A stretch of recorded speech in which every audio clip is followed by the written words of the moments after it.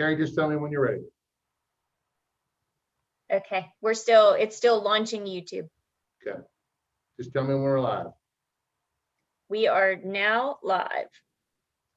Do you want me to let the first person in? Yeah, that'd be wonderful. And good morning, everyone, and welcome to our second day of the Washington County Local Share Account Public Briefings. We're certainly glad that you joined us this morning to learn about some interesting projects across Washington County that are seeking funding through the Washington County Local Share Account. Our first project this morning is C7, the Consumer Personal Care Attendant Training Kitchen, and that's from our friends at Triple. Who do we have with us from Triple this morning? Good morning, Jeff and committee members. Oh, good morning. I'm Joanne Nazer from Triple, and we just want to say thank you for your generous support of our organization over the years. And I'm glad to see some of the committee members were able to come and tour our facility and see where the funding has gone. And I'd like to introduce our new CEO. She's been with us 15 months, which have been an interesting time. And Shauna Aiken is a Washington County native and grew up in Lone Pine. And she, her first job out of college was at Triple. And unfortunately, Leo Trich could not be with us this morning. He sends his regrets. Thank you. Shauna? Thank you. Good morning. Good morning, everyone. We're looking to learn about your project. Thank you so much for the time. I appreciate being here with you today. I wish we could meet in person and hope we can do that soon. I wanted to talk to you a little bit today about our independent living program and our skills training kitchen that we would like to build in phase 2 of our construction. We work with individuals with disabilities who often need instruction on learning how to do things like cooking, like grocery shopping, like meal preparation, those kinds of things. And we would like to develop a kitchen so that we can hold classes, small classes with groups of people and individual classes with consumers so that they can learn how to cook. And if they can't physically do it for themselves, they can learn how to direct someone to cook meals for them. Unfortunately, a large percentage of the people we serve eat a lot of fast foods. They eat a lot of McDonald's, and because they were never taught as children or young adults to cook for themselves. And we found that by teaching them these skills, it saves them money because many of them are on Social Security disability and fixed incomes, and it helps them to live healthier lifestyles. In addition to the consumers we want to teach in this kitchen, we have also found, as many of you probably know, Triple and Voices are an organization that serve people with disabilities in multiple ways. We have the skills training programs, but we're also a home care agency. And in that, we train attendants to go into people's houses and take care of basic needs. But in that hiring process, we've discovered that many of the young women, and most of them are women, young single mothers, don't possess the skills they need to make healthy, nutritious meals for the people they're caring for. So we've developed an attendant independent living skills class that involves a cooking curriculum so that they too can learn how to cook and make healthy meals. So we're hoping that you will help fund this project so that we can open our Center for Independent Living up to consumers and their attendants. And phase 2 construction is about to begin at any moment. So we hope to break ground for phase 2 construction early spring, and one of the first projects is that skills training kitchen. The large community space, the kitchen will be behind that, and that's where a lot of consumers will be able to gather and attend events that we hold and classes that we offer. So we're excited to do that, and I will answer any questions you might have. Thank you. Thank you. Nice presentation. Thank you. Any questions from the committee this morning? I love that mission. I love the mission statement. I think it sounds as though it's really going to help help those that are in need. And yeah, it sounds really great. I'm very excited because Triple has not had the opportunity in the past to have the space to hold large group events very, very well. And they've not had the opportunity to do some of the things that they've wished to do to serve consumers even better. And this new building and new location will give us the opportunity to do that. So hope that if you haven't seen it, you'll come and visit us and see where we are now located and see that phase 1 is completed, and we're excited to start with the second phase. Any other questions from the committee? Just a comment, it's Senator Bartolotta. Just wanted to thank Triple for everything that they're doing for the community, for all of your clients. You truly do make life so much better for so many people.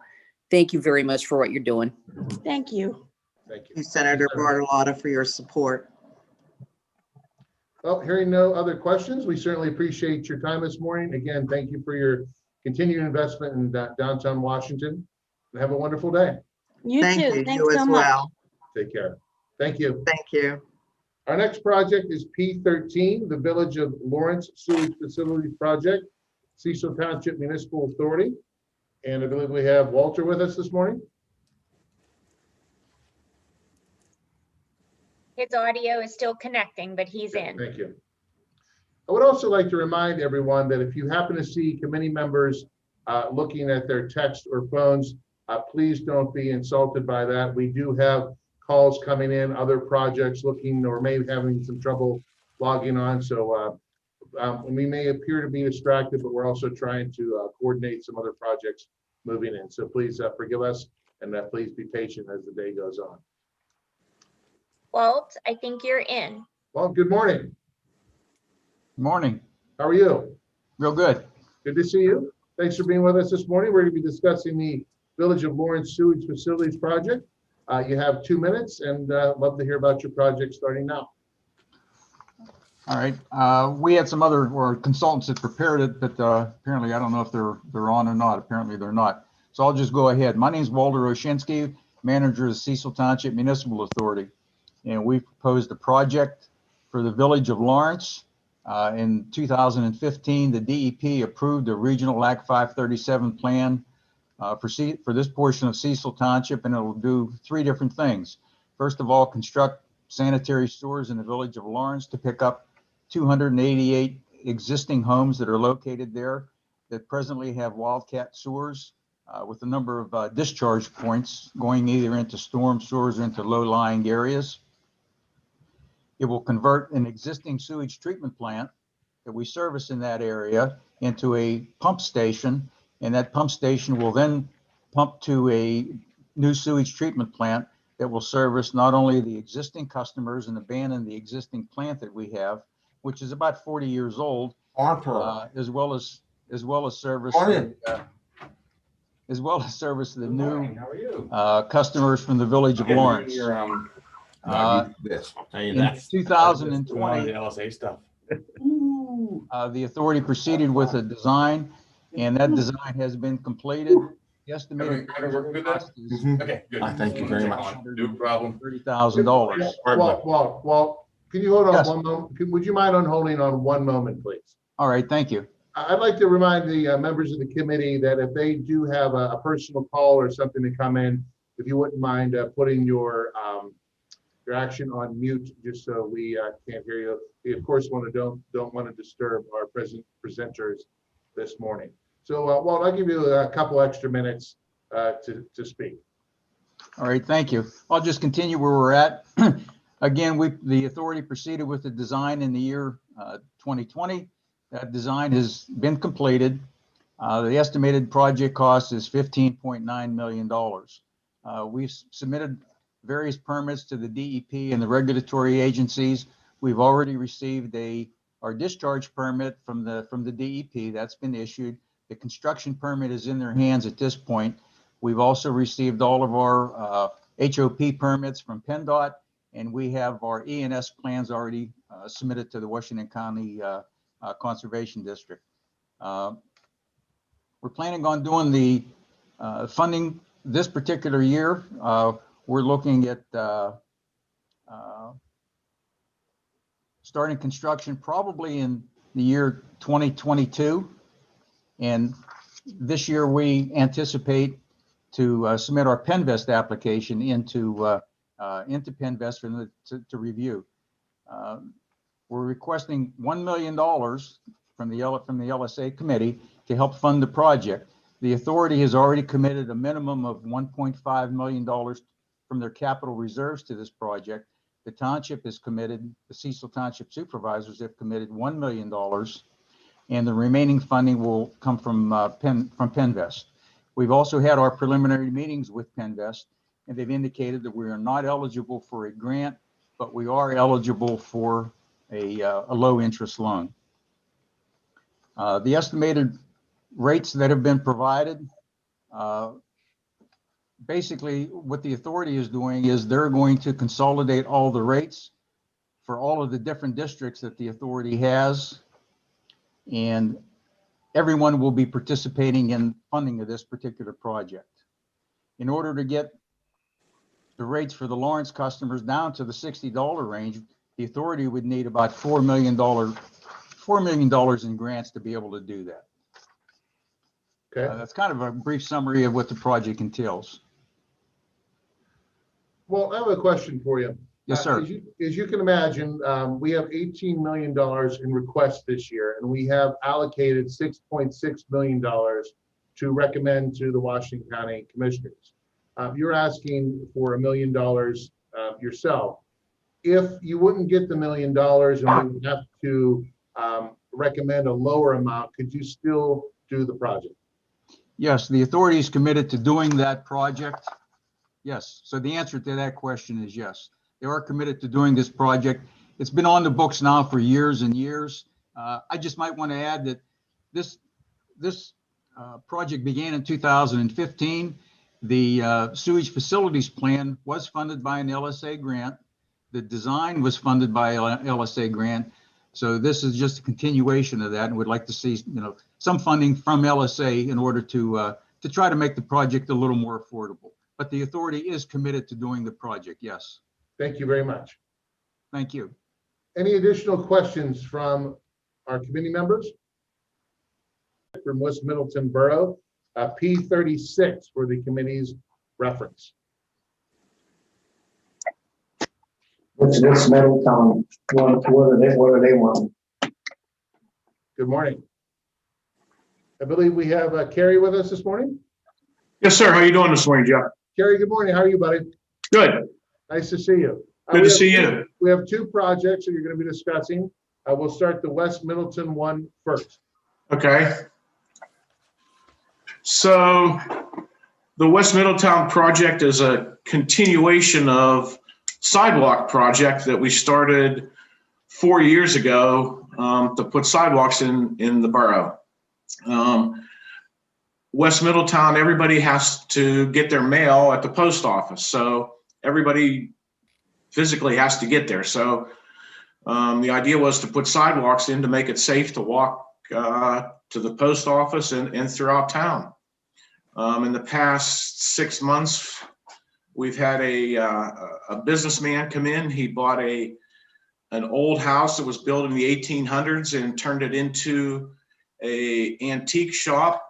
He has recently purchased 2 more houses with the intentions of using them also as a business. So we would like to continue the sidewalk project. We had done it previously with CDGB monies, but the reclassification, I'll say, of West Middletown, that's no longer a possibility. So we're asking for funding, and the borough's going to contribute $8,000 to the project, which is the borough's budget is roughly $60,000 or $70,000 a year. So the borough's contributing a good portion to the project. Okay. Thank you. Is there any questions on this project from our committee members?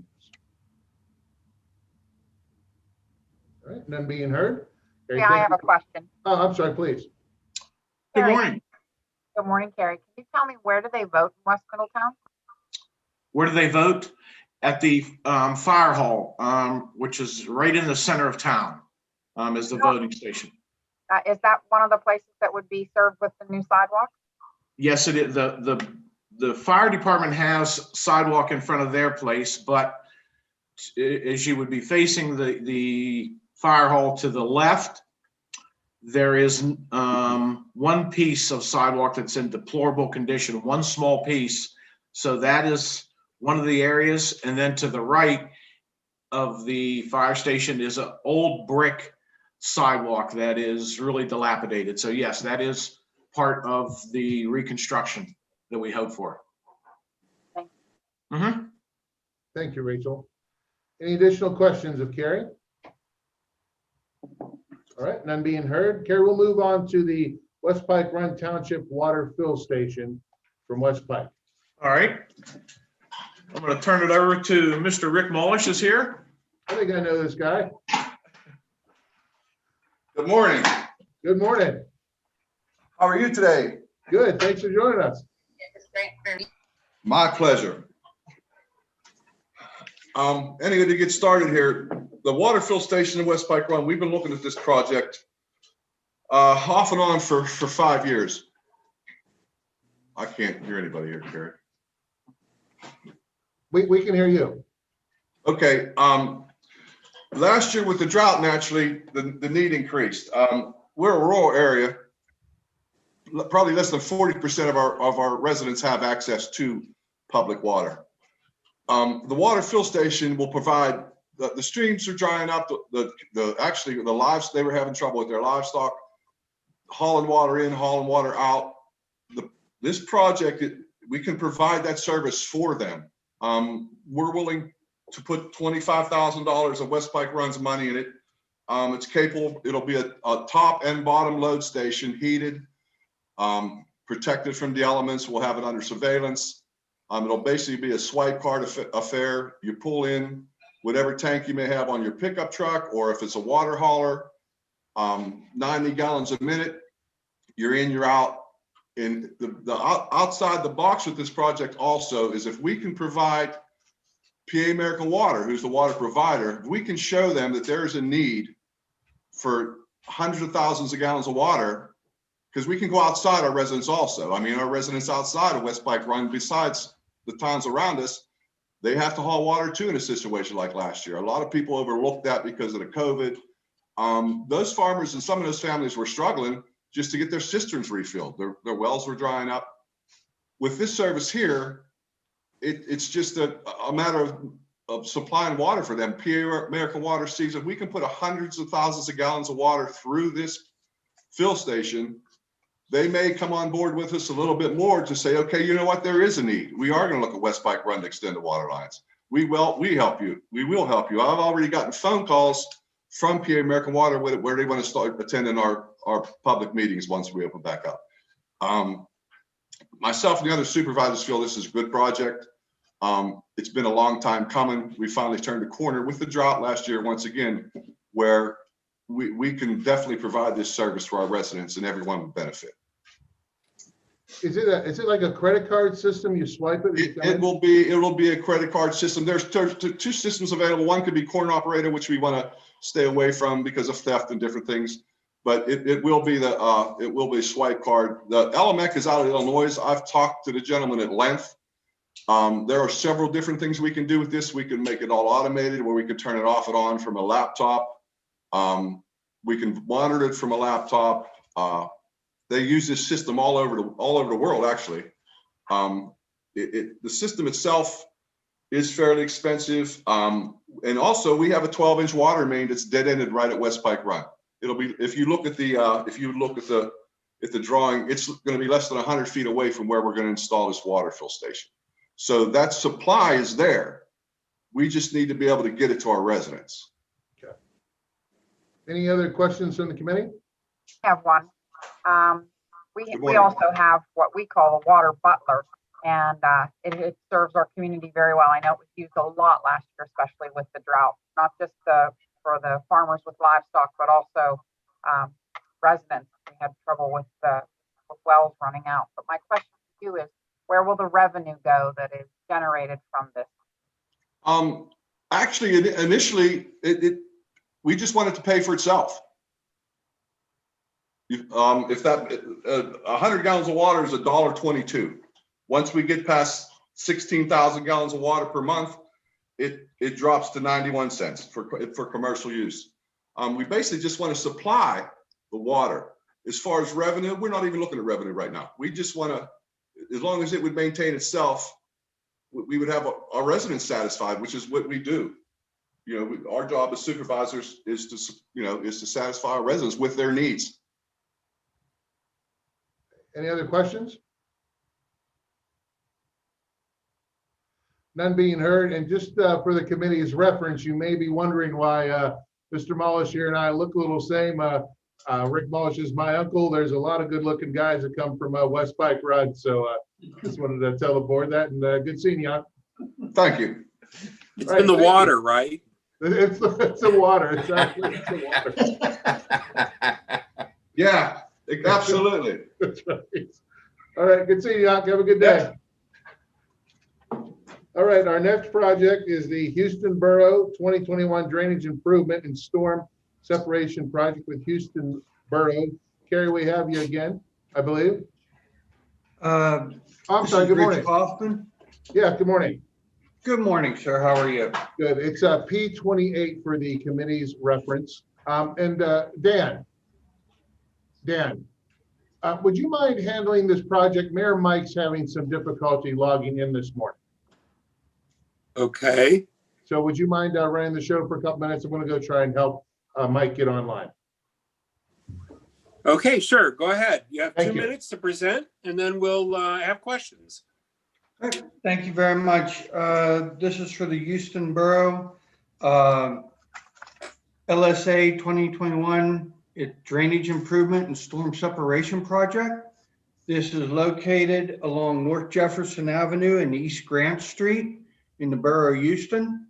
We're looking at the request was $125,000. The borough's part of that would be 25, and the total project would be $150,000. We listed this as a quality of life project. Several years ago, this was supposed to be part of a storm separation project. There's supposed to be a separate storm line put down through here, which was never done. Now we're having drainage issues along the project, and we're also having issues with MS4, total dissolved solids, total maximum daily loads into the creeks. And this will solve that issue. Also there with the icing and the pedestrian traffic, we've been getting a lot of complaints about that. And it would help open up the pedestrian traffic in this area. There is no acquisition cost. And that's basically for this small community. It doesn't seem like a lot, but there's a church there, a couple businesses that are located within the area, and pedestrian traffic is hindered by this. And that's Hey, great. Yeah. Does anybody have any questions? Hey, Carrie, I have a quick question. First off, I think this is a good project. Houston is certainly in a situation where it's in need of aid to do stuff like this. But I do have a question that the match, the $25,000 match, the letter that's in the packet, it says that it's committed from the LSA account. Is that money the borough has on hand and they just designate account LSA, or is that secured money? I can answer that. We have approximately at this point about 23.5 in that account, and it's the regular distribution from LSA. We have that on hand, and of course we would anticipate more this year's, but we can cover the difference out of our general fund. And that money. Okay, so this is the gaming revenues that you're just getting year after year. Correct. Okay, I understand now. Thank you very much for the clarification. You already have. You already have there is that money in the account right now. It's Right. a little bit over 23,000, so. Great, thank you. Mhm. Anything else? Any other questions? None being heard. Back to you, Jeff. Thanks, Dan. Before we start with our next project, which is C25, the Spears Bridge project, Carrie from our IT department, Mike Kutzik is stating that he is waiting to be let in. Okay, is he logged in as an owner? He should be logged in as one of the committee members under M. Kutzik. I don't see him, but we have someone logged in with the name of owner. I can let that person in and we'll see if it's him. Perfect, thank you. If our next project would just bear with us for one moment, please. He's joining now. Okay. Yep. Yep. That's him? Okay, we're good. Mayor Mike, how are you? Can you hear me? Yes, we can. Good morning. I know you wanted to get rid of me, but that was a hell of a way to do it.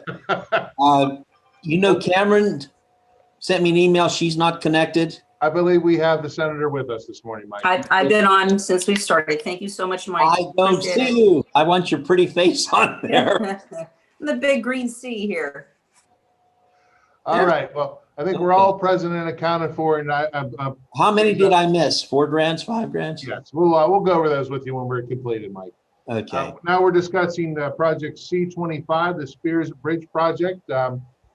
Please begin. And again, thank you for your patience while we got the mayor on this morning. He had some trouble tying his tie. I did not have trouble. You had trouble on your end. I went through 3 computers today. Thank you. Please proceed, Gary. You know what? Ben Brown, is he on? I am. Yes, Gary. Thank you. Hey, Okay. good morning, Ben. Good morning, guys, and thank you for your time this morning. Wait, good. We're ready when you are. Perfect. So Ben Brown with the Mon Valley Alliance. We assisted Spears Borough with this project. So I want to lead off the presentation for them this morning. This project is for the repair and ongoing maintenance for a 44-year-old bridge that connects Spears Park, the industrial park, phase 1 to phase 2. This bridge crosses the railroad line there in the park. So in 2018, we had an engineering report prepared, listed the condition of the bridge as fair, but not exactly meeting current PennDOT guidelines. They prepared an estimated cost of remediation at the time of $63,000. And that was just for the actual physical work itself. That does not include the engineering, inspection, testing, access equipment to it, flagging for the rail line, and it wasn't prevailing wage. So HMT is the borough's engineers. They looked at this project a couple of months ago and estimated the current cost about $110,000 all in for this work. So Spears Borough is committing $22,000 to this project and requesting $88,000 in LSA funds. The entire reason for this project, this bridge is the only link into 12 businesses that support over 640 jobs in the Spears Industrial Park. Additionally, just in the last 2 years since 2019, over $27 million of private investment has been put into phase 2 of Spears Industrial Park. Those are projects you're all probably pretty familiar with. That includes the FMC Technologies $13 million project in the park with about 128 jobs plus 40 more projected in 2 years. And then right now, GE is underway on a $14 million project, retaining 211 jobs in the park, but also adding another 135 new jobs to the park. In addition to those 2 projects that this bridge is the only way to access, there's over 125 professional jobs in Vista One. It's an office building in the park. The tenants there include the FBI, various number of healthcare facilities, kidney dialysis, things of that nature. And then the last part here before questions, this bridge also serves as the emergency access for Mapleview. Mapleview is a community in Spears with about 140 residences. The only access is to Pennsylvania 88. It's one way into this neighborhood. In the past, it has flooded, and this bridge allows for those residents to come up through the industrial park and out to I-70 as an emergency access route. So that's the project here presented today. Again, Carrie with HMT is the borough engineer. We'd be glad to take any questions and answer anything you have on this. With the development of GE's new expansion and things of that nature, you said this is the only bridge in and out of that particular park, correct? It is, yes. This is the only access to all of those facilities. And who owns that bridge? The bridge is owned by Spears Borough. It is a public street and been publicly dedicated.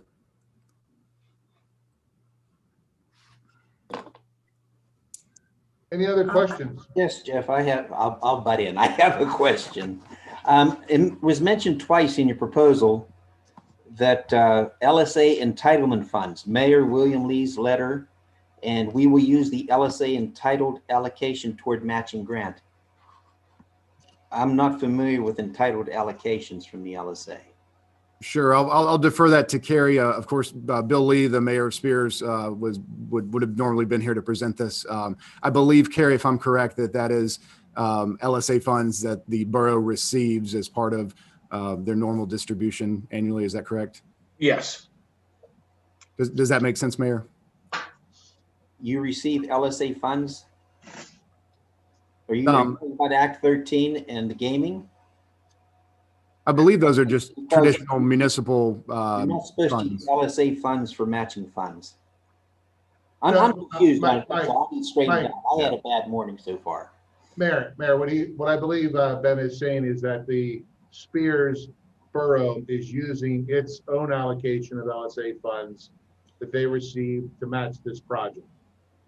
So it would not have been prior LSA funding that came through this committee. It's the direct funding that municipalities receive each year from the legislature. Okay, that's where it's from. Okay, thank you. Thank you, Jeff. Yes, that's my understanding. Thank you. I was confused on it because I never heard of it before. Okay. Very good. Any additional questions? Okay. None being heard. Gentlemen, thank you for your time this morning. Thank you very much. Our next project is P6, the Finleyville El Rama Road Sewer Extension Project in Union Township. I believe we have Jessica with us this morning. Good morning. Can you hear me? Yes, good morning. How are you? Yes. Hi, I'm Jessica see you. Steiner.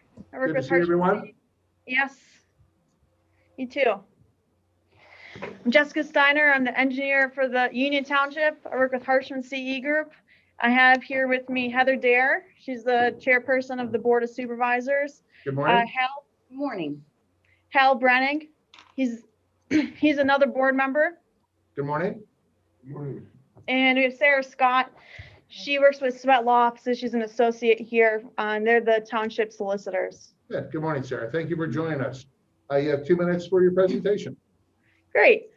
So basically, the current Board of Supervisors is working to get Union Township up to speed, up to the 21st century with sewers. We've been working on 3 large sewer projects in the township, moving all 3 forward together at the same time. And all 3 together are going to get about 150 people onto sewer, which we're really excited about. We're here to present information on and answer any questions related to one of those sewer projects, which is the Finleyville El Rama Road sewer extension. The sewer extension is planned to serve 19 residential homes on Finleyville El Rama Road. The majority of these lots are around 1/3 of an acre. And for those who may not be familiar, the minimum standard these days is you have to have 2 acres to have an on-lot system. So these lots are very undersized for on-lot. They have failing septic systems, and those septic systems, they don't have any room to replace. So what's happening when these septic systems are failing is that residents are being put onto holding tanks, which is extremely costly, and it's not a long-term solution for sewage. And another issue that compounds onto that is a lot of these people are retired or elderly on fixed incomes, and they just don't have the funds available to be able to maintain and keep up with a pump tank. So this project proposes approximately 1,600 feet of pressure sewer line, couple manholes and grinder pumps to get everybody hooked up to the system. The total project costs are estimated at around $526,959.60. We're requesting an LSA grant in the amount of $375,000 to help us cover the construction costs. The remaining funds are proposed through a Penvest loan and or the township's general fund as needed. We've been working for a few years now with DEP on the planning side of things. We're on about the half-yard line, I'd say, for getting our Act 537 approval. We were held up a little bit with the Clarendon Municipal Authority tap ban, but that's been worked out between DEP and Clarendon now, so we're just waiting for our approval. I expect it any day now. In the meantime, we've been moving forward with getting the design plans together, just so we're ready to submit for permits I'd right like to when we get on here. I'd like to get everybody on here once we get a chance. just so we can get the permits submitted as soon as we get our Act 537 approval. So this is pretty small and straightforward project, and I don't anticipate permitting taking longer than 3 to 6 months, which puts us into fall construction. So this project is going to be moving forward essentially regardless of the outcome of this grant application, but whatever you guys can do to help us will help us keep the monthly bill down for our residents. Basically, our cost estimate, including this grant, is just under $100 a month, which is the target for this area. So any help that you can provide is going to be greatly appreciated. Jessica, that was actually going to be my question to you. Okay. As you're well aware, we have $18 million of requests this year. We have 6.6 million allocated. So what I wanted to inquire from you is if by chance the committee could not fully fund this project, will it still move forward? Yes, sir. Okay. Yeah, we have surfacing effluent, so this project has to move forward one way or the other. Like I said, any money that's helped here would help keep the monthly costs down for our residents. Thank you. That was my only question. Thank you. Yes, sir. I think Heather had a few words, if you don't Oh, I'm mind. sorry. Please, Heather, please. Oh, hi. Thank you so much. I wanted to first thank the LSA board. You folks have always been so gracious and generous with Union Township, and we will never forget that. You have helped us bring this township into this century with funding or helping to fund all of these sewer projects. And I can't tell you how grateful we are. And I just wanted to thank you. Well, please know that we certainly appreciate the compliment, and I will also pass that along to the Washington County Commissioners as well. Thank you. Any additional questions from the committee this morning? Is there a tap-in fee? Yes, there is. Okay, and how much is that? $2,500. That's not bad. Cheap. That's Clerton, right? Yeah, if it has to go, it all depends on funding. So if we get less from you guys, that tap fee might have to increase. It's all playing the numbers at the end of the day based on what funding we get. What's Clerton's charge on that tap-in fee? It's not a Clarendon tap-in fee. It's Peters Creek tap-in fee. $2,500 is for them. And then that goes to Clarendon. Where exactly is it on Finleyville Raymer Road? Is it going down toward Isley's or on this side toward Finleyville Gaston? Do you know where the township municipal building is? Yes.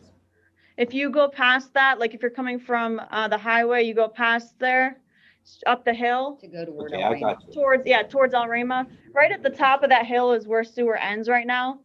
So it's 19 homes just past the top of that hill going down towards the Nike site. So that's why the pump station's needed. Okay.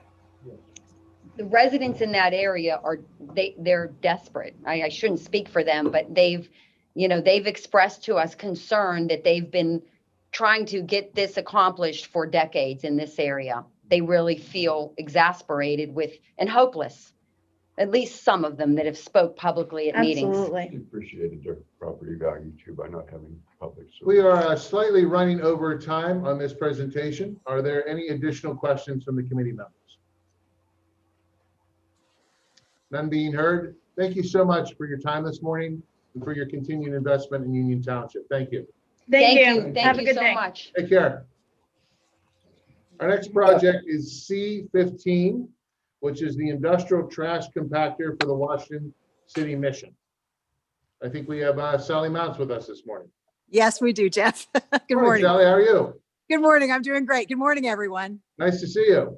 Thank you very much. I'm here in the City Mission Vocational Training Center with Mark Vinoversky, who's the head of our Hope Enterprises. And Good we're morning, going to Mark.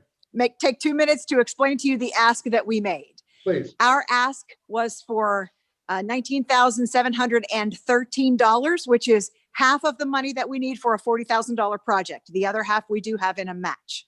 We are asking for the money to buy a high-grade industrial trash compactor, a concrete pad to sit it on, and we're also asking for 6 self-unloading forklift hoppers. And I'd just like to put this request very quickly in context for you by showing you this. This is half of our City Mission Donation Center / VTC. It's the beating hub of our Hope Enterprises. It is responsible for about 35% of City Mission's annual revenue. What you can see here are 1,300 Gaylords of donations that still need to be unloaded. Once we've unloaded them, we either sell the product in our thrift stores or we recycle it. We currently recycle clothing, shoes, cardboard, and what else? Metal, right. So here's the real issue and the glitch in the system. As I said, this is about half of our 40,000 square foot warehouse.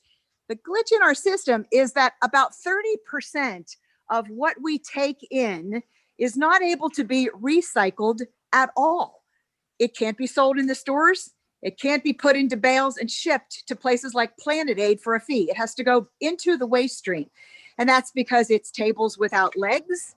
It is chairs without backs. It's moldy furniture. It's furniture that has pet urination on it. About 30% goes right into the waste stream. Ergo, it comes over to our trash compactor, which I'm walking over to now. This is the most dilapidated piece of equipment in Washington. When we got it, I'm walking over to it so you can see it.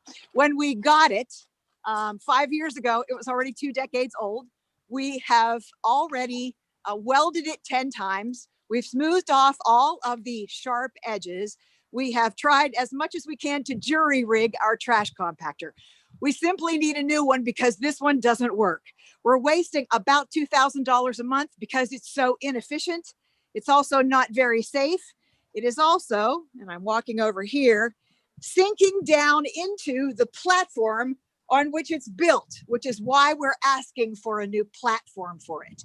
And for safety reasons, we are asking for the self-loading, unloading forklift hoppers, which come right up to it and open up, which means our residents don't have to be up on a side scaffolding here, emptying out the trash. So we put about 2 million pounds of trash into the waste stream a year through our donation center and VTC.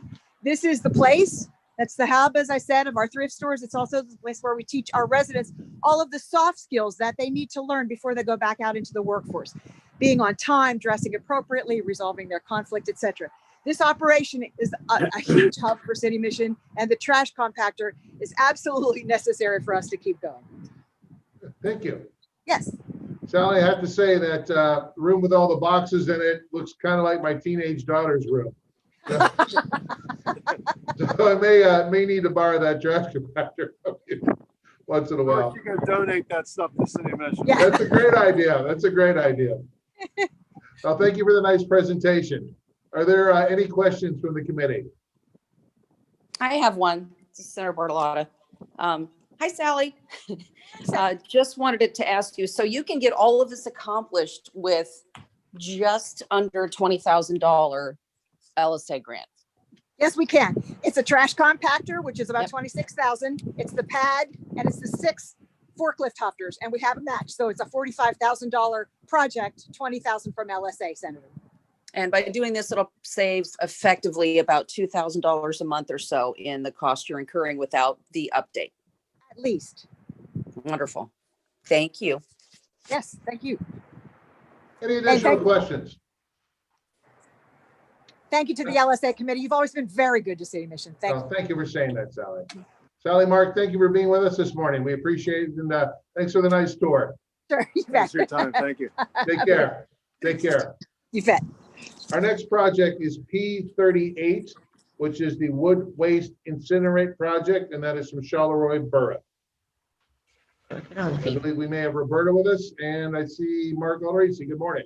You did. Good morning. Good morning. I'm going to actually, if it's okay, Roberta's here. She's going to be here with me, but I'm going to slide her a few feet away so we can still say social distance, and I can take the mask off so I can talk without fogging my glasses, if that's okay with you guys. Perfect. Actually, Mark, prefer you with the mask on, but I threw you that softball. I should expect you to. Now, please do whatever is comfortable. Good morning, all. And thank you. I'm going to start off with knowing good morning, but thank you for doing this. I'm sure you guys have had a long last 2 days, so I'll try and go straight to the point as much as I can. The project Charleroi is working on is a firebox, above ground firebox. And just to give you a real quick history and where this came about, Charleroi, as most of you know, is landlocked. So whether it be grass clippings, tree things, anything of that nature, it's not easy to put that in with your regular waste removal. If you do, and we do have a roll-off unit that is provided to us by the hauler, if you go above a certain tonnage, which we do when we use that, there's an additional charge to the borough. So we've always tried not to use it for that, and Spears always had a dump site available to us to use. Unfortunately, this year, late summer, I believe it was, Spears was notified by DEP that there was a limit on how much they can put there. At that point in time, we now had no place to dump. So it caused an increase in cost to the borough because we had to actually use the roll-off unit that we really rather not use and cause additional cost. At that point in time, we looked into this above ground firebox, which allows you to burn any type of waste like that at all. We originally we wanted to put in with it, I'll be quite frank with you, with Spears and North Charleroi. North Charleroi, quite honestly, forgot to present it to their council. The councilman I talked to, whenever it came time to do it, he said, I completely forgot. It's too late now, but if you get it, we'd like to participate with using it, which we're fine with. Spears, when Mayor Lee was still there, he didn't want that to conflict with any of the jobs that anything they would put, I believe they put in for funds for a bridge. So if you're wondering off the top why they're not here with us, because we're going to let them use jointly, I want to put that on the table for everybody. That being said, if we are awarded this, we are going to leave it open to any of the local communities to use, because even though Charleroi is in this position right now, I have no doubt in my mind that DEP is going to do the same thing with all the other communities down the road. So I feel we're taking a proactive approach to it. A couple of the problems you have obviously with the dump site, when you have the wood, the leaves, you have a fire hazard. We know that that's a big issue that gives additional concerns to the community. And it's also rodents, and especially in a community like Charleroi that is landlocked. You don't have a whole lot of places you might be able to put it. You build that stuff up, that's a nice place for the rats and things like that to live. The one thing I wanted to point out to you you have the schedule there that there was two, I believe the one we put in for was the S220, which shows the price of almost 125,000, 124 some change. The reason we originally put in for that one, it does 5 to 7 tons an hour, which allows for a lot more use with other communities. And we originally put in for that one, it was because we thought the other communities were going to participate at the same time. And again, they still will use it. They just didn't put in for the grant with us. There was a second one on that same sheet, the S116, which is about $20,000 cheaper. The difference is the smaller one will do 2 to 4 tons an hour. The larger one does 5 to 7 tons an hour. The reason I point that out is from Charleroi's standpoint, we would be acceptable with either one because we could make either work. The larger one we wanted to go with to give us more possibilities to help more communities other than just us. And that's one of the things I really want to stress. It is Charleroi applying to this, but Charleroi, and maybe I'll boast here a little bit, Charleroi has always tried to take the lead on regionalization, on trying to be at the forefront. And I always use the regional police as an example of that. And I think this is something also that, although we're the only ones that have this situation right at the moment, because we don't have the landlocked situation, as everyone's well aware, the DEP, never know what they're going to do, and it's the only initial step that they gave the Spears. So that being said, I think that covers most of it. I kind of want to go direct into the point. I don't think I really missed anything on there, but I wasn't sure if anyone had any questions for me about it. Thank you, Mark. That was pretty self-explanatory. Is there any questions from the committee? Mark, I think you did a fine job. Thank you. The one thing I did want to point out that, as I always like to say, Shawry is putting skin in the game, as you're well aware. And I just wanted to point out that, we do have 25,000 that we're putting in because we feel that committed to this project. And we know how important it is, long-term, because without having this, we're going to have an additional cost every year for the additional dumping that we're going to have to pay the sanitation companies. So that's why we're going to put that 25,000 in, because we know it's something that's very important. And like I said, I really want to be able to help the other communities also down the road, because we our region down here. I have a question. Thank you, Mike. I have one little question here. Yes, do your residents pay a garbage fee or trash fee? Yes, they do. Okay, where's all the wooden things coming from? This comes from, grass clippings, trees, anything of that I know nature. that, but most communities have these large paper bags that they put their leaves in, and those are picked up. The garbage companies are actually going to start charging more for that, and that's actually going to be additional charge. That's why we're looking at this right now. Garbage company just don't pick Okay. up. And as Roberta's just pointed out to me, they won't always pick those up also. So Pick up tree trimming. let Roberta jump in here. The garbage company will not pick up tree trimmings, grass clippings, any wood from construction, anything like that. The garbage company will not pick it up. So I know that. Ours won't either. Yeah. But how much wood do you have? I have the borough of Finleyville, and we have waste management, and everybody seems to take care of their own things. They get their own dumpster if they have a building to tear down. And I'm just concerned on where you're getting all the wood. I'm not worried about the grass and the leaves. They disintegrate over the winter, but the wood itself. Well, the wood's also going to be, Mike, is also going to be, trees. We do have a lot of abandoned properties in town, that are overgrown. Okay, that answers the question then. Okay. Yes, all right. I just wondered where you were getting it all. Yeah, we have a lot of that stuff that our borough crew has to maintain. Okay. We are running slightly over on this project. Are there any other questions from the committee? None being heard. Mark, Roberta, thank you for your time this morning. Thank you for your time. Appreciate it. Thank you. Have a good day. Thanks for the good work you're doing in Charleroi. Thanks, Jeff. Thanks, everybody. Our next project is C17, the Long Branch Borough Community Building from Long Branch Borough, and I believe we have Mayor de Blasio with us this morning. He's not actually on. He's having some computer problems. So if we could skip him. Sure. I have Jamie Glasser. I'll let her in. Oh, wait. Joe just bounced in. So let me go ahead and go back to him. Good.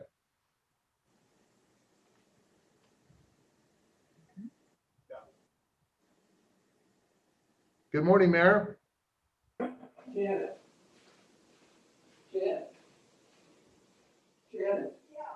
Oh, I'm sorry. You want to send that over to Dennis? Carrie, is that background noise or is he I not think that's him. Okay. I hear Joe, yes. I think it's Bill Stumber. Mayor de Blasio, are you there?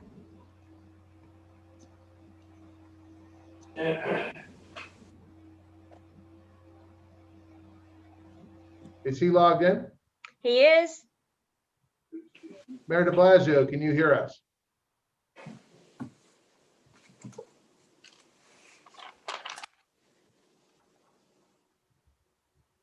Do you want me to put him back in the waiting room and we'll move on? Yeah, would you mind doing that? And would it be possible just to send him a little email that we're ready for him when he's ready? Yes. Thank you, Carrie. Would you mind letting in project C16, which is the Landmarks Building Project? I believe we have Jamie Glasser with us. Yep, Jamie's coming in now.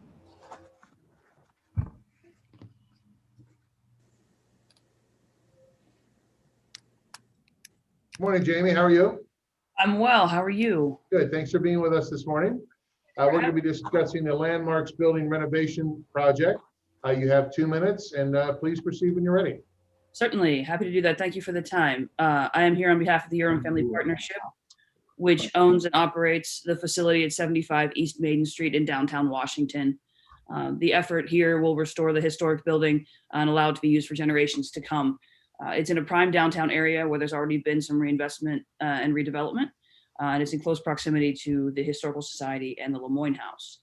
The request before you is for $500,000 out of a total project cost of $2 million, and the project has already generated some support. There's a phase one RCAP grant for the facade renovations and some preliminary ADA compliance issues that was awarded in 2019. And we were recently notified that there will be a second RCAP award that was just made available in late 2020.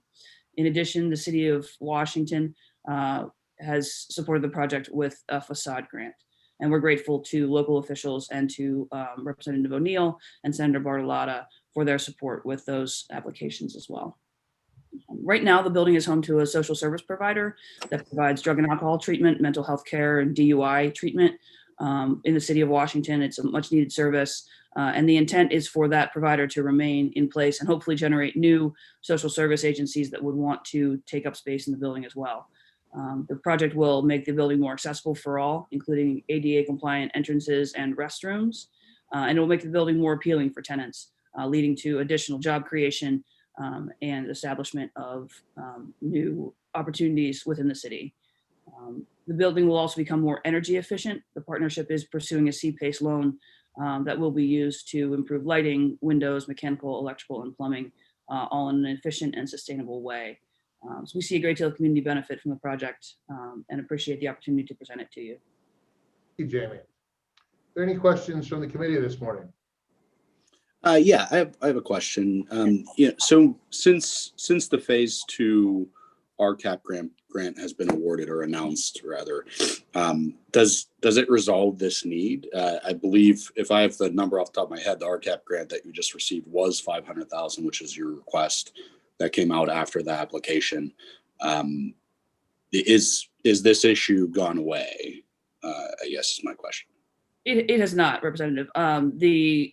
The need remains, as I said, the total project cost for the phase 2 portion is $2 million. So there is still a need for additional funding. We're looking to raise that. Okay, I misunderstood. The phase 2 is $2 million. Correct. I was thinking the whole project. Okay, thank you very much. Sure thing. Jamie, the question I have, this is a privately owned building, correct? Yes. And in your application, we noticed that the actual owners are not putting in any equity or any amount dollars for capital improvements. Do they have a capital improvement fund, or why isn't the partnership putting in any equity for the building? Well, Mr. Kula, the partnership is putting up the match funding for the RCAP in the value of the building. So there is some use of equity for the building in that way. Okay. And, you know, the partnership is looking to make the improvements without incurring additional debt on the property if possible. Gotcha. Thank you, Jamie. Sure thing. Thank you. Any additional questions? None being heard. Jamie, thank you so much for your time this morning, and thank you for the nice presentation. Appreciate it. Thank you very much. Have a wonderful day. You too. Thanks.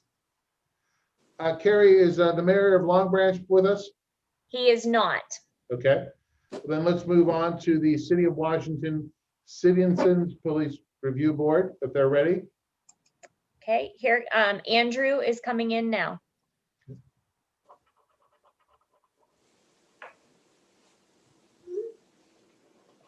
He's connected. Morning. Good morning, Andrew. Good morning. Good morning. Thank you for being with us this morning. Thank you for having me. We're looking forward to hearing about the City of Washington Citizens Police Review Board. Yes, I can just summarize it very briefly. Last year, the NAACP appeared before City Council and proposed the formation of a Citizens Police Review Board. The board would receive and investigate all complaints alleging police misconduct. This board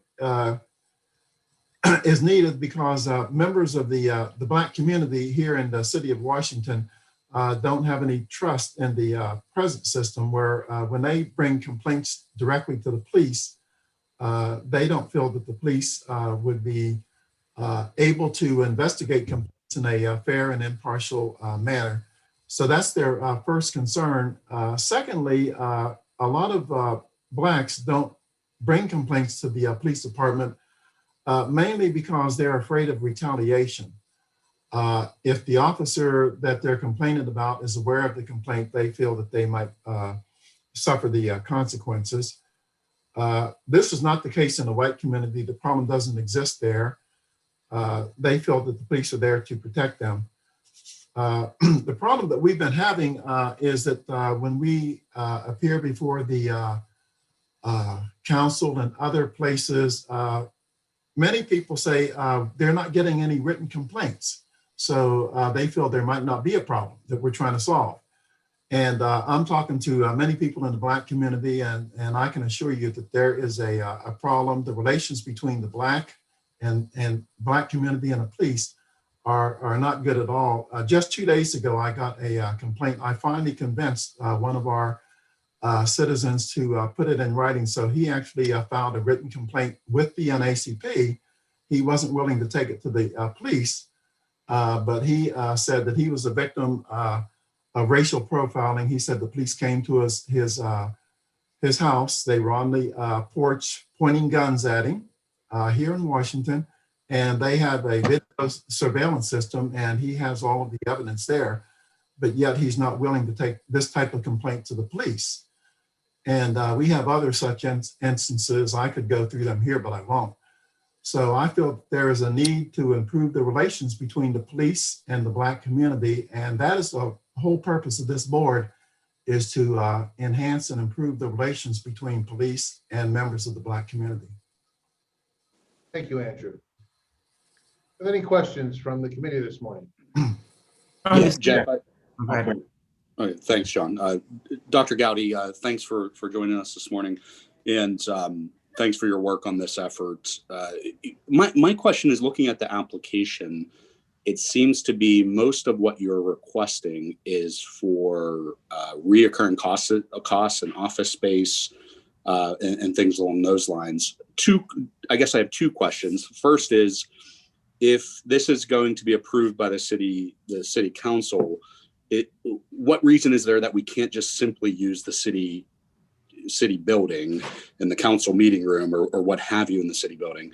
And conversely, if you absolutely do need the office space, what's the plan for paying it into the future?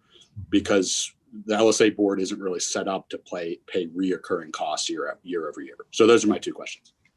Yeah, I did have a brief discussion of this with Mayor Putnam, and we are looking to just get the board started. And in subsequent years, they would actually go to city council and try to get a budget approved. Right now, there's nothing, no startup funds or anything like that. So once the board is in place, then I think the funds would be there in the future. But yes, I mean, in terms of the office, the mayor indicated that there would be a certain cost for the office. And I guess that would have to be negotiated with city council or whoever is in charge of the building. So the mayor indicated that they would charge you rent to use space in the city building? We don't actually know where the office space would be. We don't know if it would be right there in City Hall or whether it would be elsewhere. Okay. But we put an estimate of where what the cost would be. We're not certain if it would be in City Hall. Not at all. Okay. Thank you. Mm-hmm. Thank you, Representative. Any additional comments or questions? Jeff, I have one question. This is Greg Gary from City of Monongahela. Would it just be for Washington, the city of Washington, or would it be for the surrounding areas of Washington? Would they be included in this? This proposal is just for the city of Washington. I am hoping that if this works in the city of Washington, this might serve as a model for other municipalities in the county. But first of all, we got to make sure that we get it working here. I actually know that there's some problems. The NACP covers the whole county, and I know of some instances of police misconduct down in Charleroi and Monongahela as well. We get complaints from there as well. Okay, thank you, sir. Thank you. Any additional questions? None being heard. Andrew, thank you for your time this morning. Please know how much we appreciate the work of the NAACP. Thank you so much. Thank you for having me. Thank you. Have a wonderful day. All right. Our next project is P26, the Hancock Road Slide Repair Project from Centerville Borough. I believe we have Cheryl with us this morning. We actually have Mayor Joe logged in. If you want to go back to that one. Yes, please. Okay.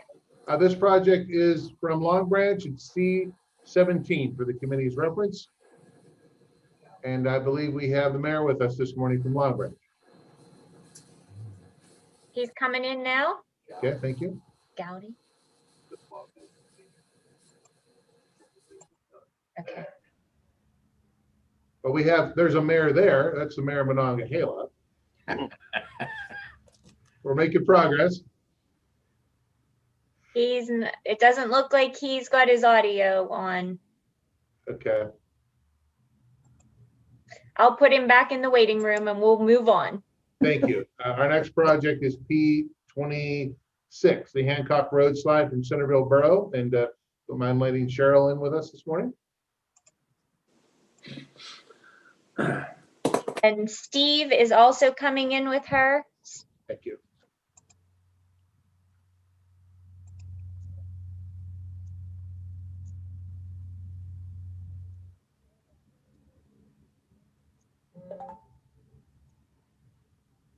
Steve, you're connected. Yeah, I hear you. We Hey, good? good morning, Steve. Good morning. And Steve is also coming in with her. Yeah, is Cheryl there too? I'm here, I think. Good morning, Cheryl. Steve, good morning. Morning. Am I in here? Oh, I'm You're in, Cheryl. There we go. Good morning to you. Thank you. I had this all set up with. You're connected. We're going to be discussing the Hancock Road Slide Repair Project this morning from Centerville. Go ahead, Cheryl. Like she was on a boat. Okay, you guys can hear me? Yes. Okay, how can I go? Oh, well, okay, I'm sorry, I'm sideways. I can't figure out this No, iPhone. You're perfect. You're perfect. Okay, so I'm here today along with Steve Eby, our consulting engineer. We are trying to get this project underway. We have numerous slides in the borough. We've repaired a couple. We have this one, which is significant enough that we have to completely move the roadway. We are unable to do repairs on it without moving the roadway. Steve is going to talk a little bit more about the project itself, and then I'll be here to answer any questions on behalf of the borough. Okay. Basically, we figured out the cost of the project is $97,270. We're asking for $68,000 from the LSA. The borough is going to put in a $29,270 match. Hancock Road runs from Ridge Road down to 88. It's used by the residents of that area to get whichever direction they want to go. The slip was undetermined on whether it was caused by a mine or the stream down in the valley. We had the mining representative come out. For them to do anything, we would have had to core sample to see if it was actually from the mine. The cost of that would almost be as much as to repair the road, and then we weren't sure if they'd even pay to fix it. So that's the reason we opted out to just to go ahead and fix it ourselves. We talked to the adjoining property owner. He's willing to give us a 40-foot easement with a 99-year write-up on it. We would have liked to just take the owner would actually like to have us take the property from him, but to do that, we'd had to survey. It's an 88 acre parcel. So to survey, through the woods that much and to actually get a survey, it was just easier to do an easement. So that's what we were going to do that. What else? The borough would like to have that road for the liquid fuels, obviously, and for the local homeowners. And finally, the Center West Act 537, which I had talked about yesterday, actually encompasses that area. We're planning on putting sewer there next year, not this year, next year. So, for development and that purposes, we'd like to have that road reopened to encourage builders to come into the area with the sewer there. That's all I have. If anybody has any questions, we're ready to go. Thank you both. Any questions or comments from our committee this morning? Everybody's still asleep. My question is, how many residents live on this road and are put out by this? Cheryl? Okay, there are 10 homes on this road at the top, and then there is one additional home immediately by the slide. It adjoins their property. So it's not a high populated area. However, there is a lot of vacant land that could be developed, like Steve said, with the sewage, which I know is, coulda, shoulda, maybe, but it's still possible. The bigger thing is this road is used. We had cameras put up. We had a dumping problem, so we had gone and had cameras put up to catch dumpers, and instead what we caught was constant traffic on that road. Years ago, we tar and chipped it, and it was surprising how much disruption that was in people's normal everyday commutes.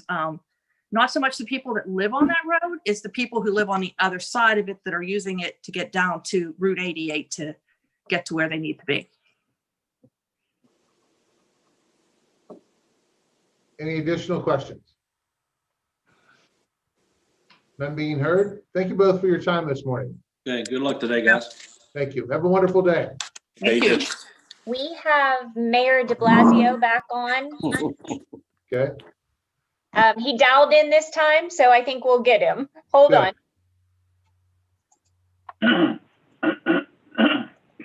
Good morning, Mayor. Good morning. How are you? Fine, thank you. Having some computer problems. I don't know why. I was on a Zoom meeting yesterday morning for 35 minutes and everything worked fine. Well, we appreciate your patience with us as well. So thank you. We wanted to make sure we got you in this morning. Thank you very much. I appreciate you doing that. So we're looking at discussing the building metal roofing project with you in Long Branch. Yes. Please proceed. You want me to speak or what? Yes, if you wouldn't mind telling us a little bit about the project. The project is, we've got a building that we were able to get. It's an old school building, and we've been renovating it all along, dumping in maybe a couple thousand here, a couple thousand there. It was so bad that we didn't even have inside water or inside bathroom facilities, and we were able to get a DCED grant for $5,000, which I was fortunate. And then I renovated most of the inside that building. I got a cistern put in, we got water supply, we got a bathroom in there, and so on and so forth. This building is used primarily for borough functions. Number one, it's the primary voting place in our district or in our borough. We used to use a church part-time, and we'd pay rent on it or whatever just to use the basement for voting. But we were fortunate, since we did all the renovations, we're able to use our building. The building is quite usable, and it's used for borough functions. It's used houses all the borough offices, and anytime that someone wants to use it for a borough activity, it's available. It's just that if we don't get that roof on there, that building is going to be trashed. Okay, that roof has been about 40 years on there. We've had it repaired several times, and finally the last contractor, Ron Barron, who we had come up, went up and he repaired some of the shingles and said, "Look, man, you got to replace this roof, or otherwise, the whole thing's junk." So that's why I got the 3 estimates, in hoping to get some help from on this LSA grants to help us with that building project.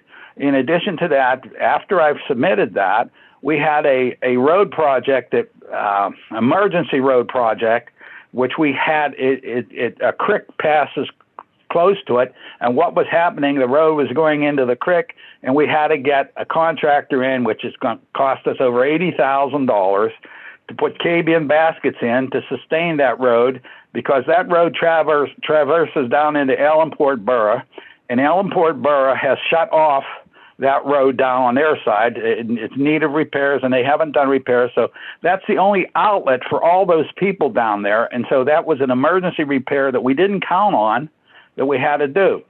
So I don't know what else I can tell you about how important it is that we could get that $17,000, or if you'd like to give us a little bit more, since the estimate came in around 20, to help us out, we'd really greatly appreciate it, because quite frankly, our budget, we've got 3 part-time employees. The borough worker only works a maximum of 30 hours a week, and the secretary, and then we have code enforcement, and we have a animal control, which are all necessary services that we need out here in the country since we're rural. And they're down. I mean, they're all part-time. The borough worker works a maximum of 30 hours a week. And fortunately, we've been blessed this year so far. This winter hasn't been too bad, so we're able to cut that back a little bit. But other than that, I don't know where we're going to get the money. Mayor, I just have one question for you on this proposal. You mentioned that it is your primary voting precinct. Would you consider this the kind of hub or community center of Long Branch? Most certainly. It's the only center we have in Long Branch, period. That's Okay. my only question. Yes, we don't have fire departments. We don't have anything like that. And we contract our police as well. Is there any other questions from the committee? Yeah. How long are they going to give you a warranty on the roof? I'll be honest with you, I never asked the contractors how long the warranty was going to be on the roof. We may have discussed it, and they may have told me, but I don't want to tell you yes, and I don't want to tell you no, because I really don't remember. So much has transpired since then. I'll be honest with you, I've forgotten. Okay, I'm sorry, but that's the best I can do, to be honest with you. We appreciate That's a it, great Mayor. price. Yeah. I was thinking the same thing. Any additional questions from the committee? None being heard. Mayor, thank you for being with us this morning. I thank you very much, and I apologize. I just couldn't get through on the computer. I'm sorry. No need to apologize. We're all in this together. Thank you. I thank you very much. You have yourself, the committee, have a good day, okay? Thank you. Thank you. Thank you, sir. Our next Bye-bye. project is P18 CASA for Kids. Carrie Richardson should be on the line with us. That is P18.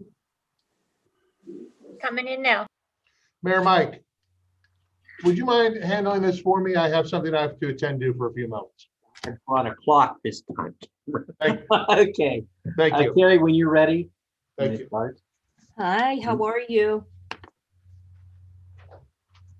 Okay. Go ahead.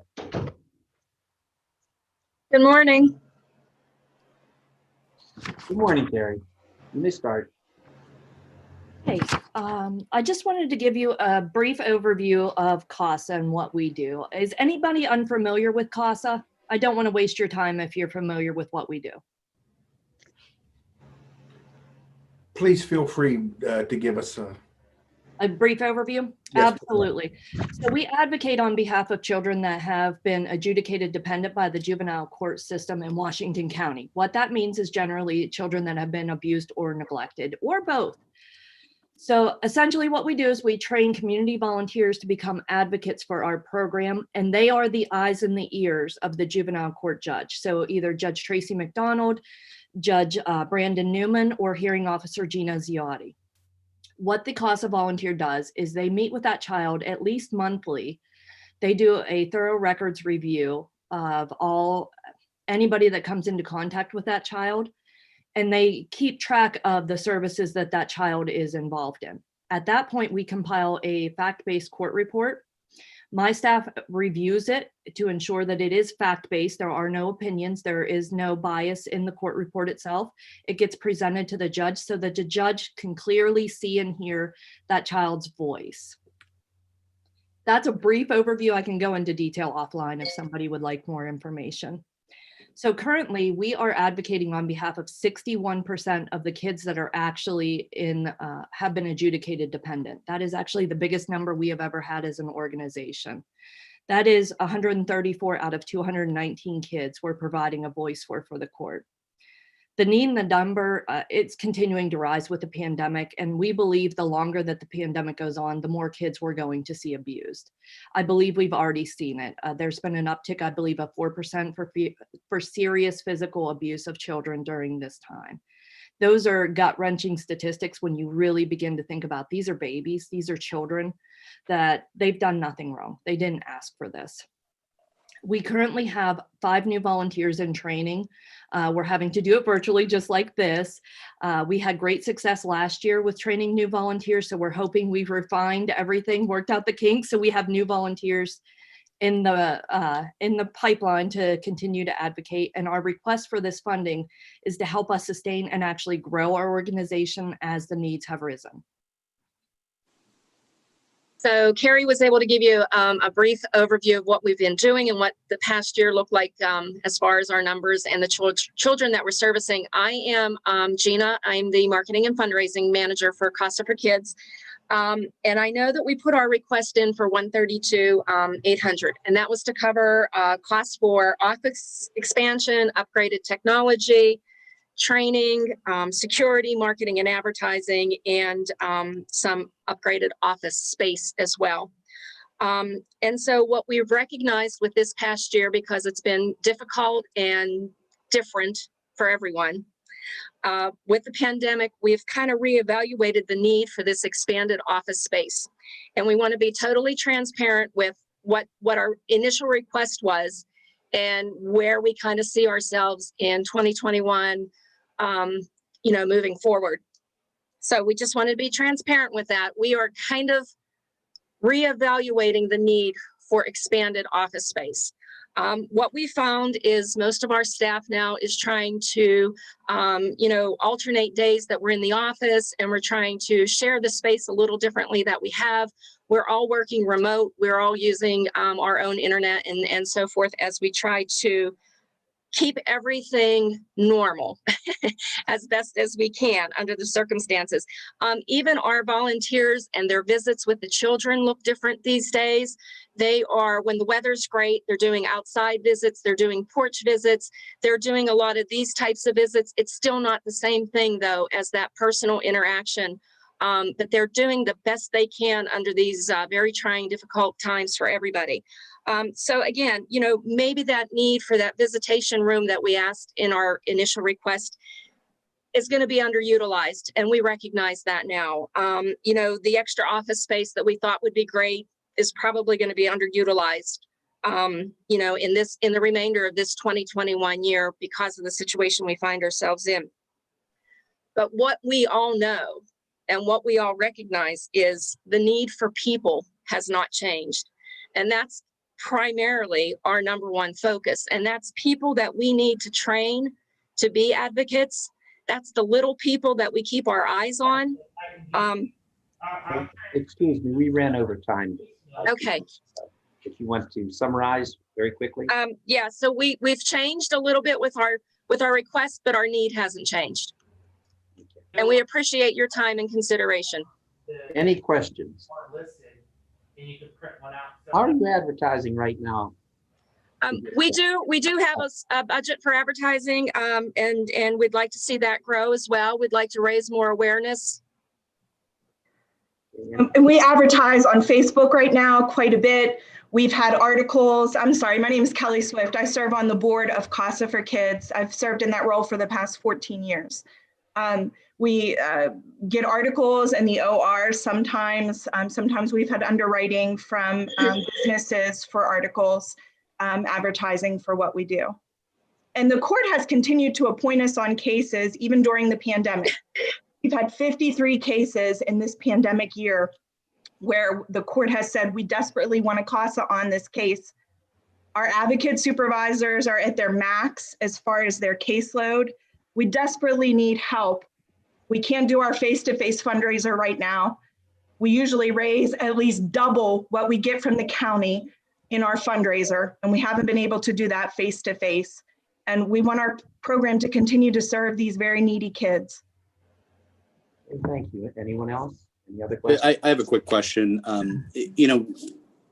First off, I think what you do is wonderful as an organization, and certainly is needed. But the request is to help or to help initially fund, at least the way I understand it, reoccurring costs. So the LSA process isn't really set up to fund reoccurring costs year over year. So what's the plan going forward to cover these costs in future years if you're awarded this? Carrie, you going to take? Yes, thank you so much, Tim. It's great to see you, by the way. Absolutely. And that's sort of why we've really talked about the visitation and the office expansion, is just with the uncertainty of where things stand, those continual costs are something that is on my board's mind. It's on my mind. It's on Gina's mind. So that's why we have reconsidered the office expansion. I will tell you the IT needs and everything else, that will be something that is built into the budget and will be fundraised from this point forward. That is an absolute need. We've had volunteers that lose their computers. They've went down during the pandemic, that it actually inhibited services. And I would just like to add also, during the pandemic, I came on board as a fundraising marketing manager on March 2nd. On March 13th, I was told to work from home.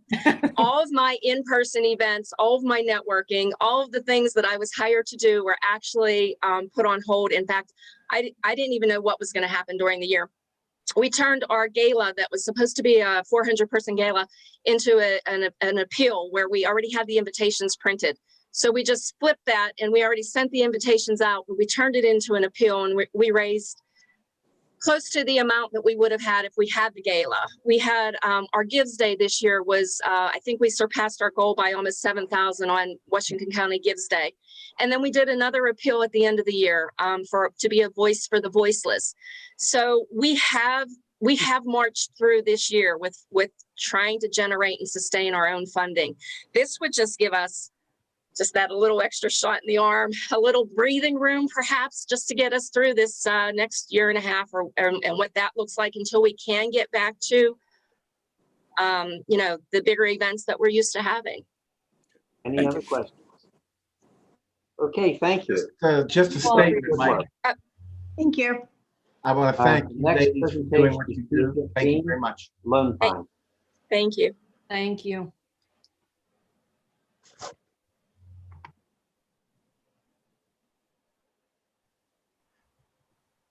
Maybe she didn't hear me. P15 Lone Pine water line.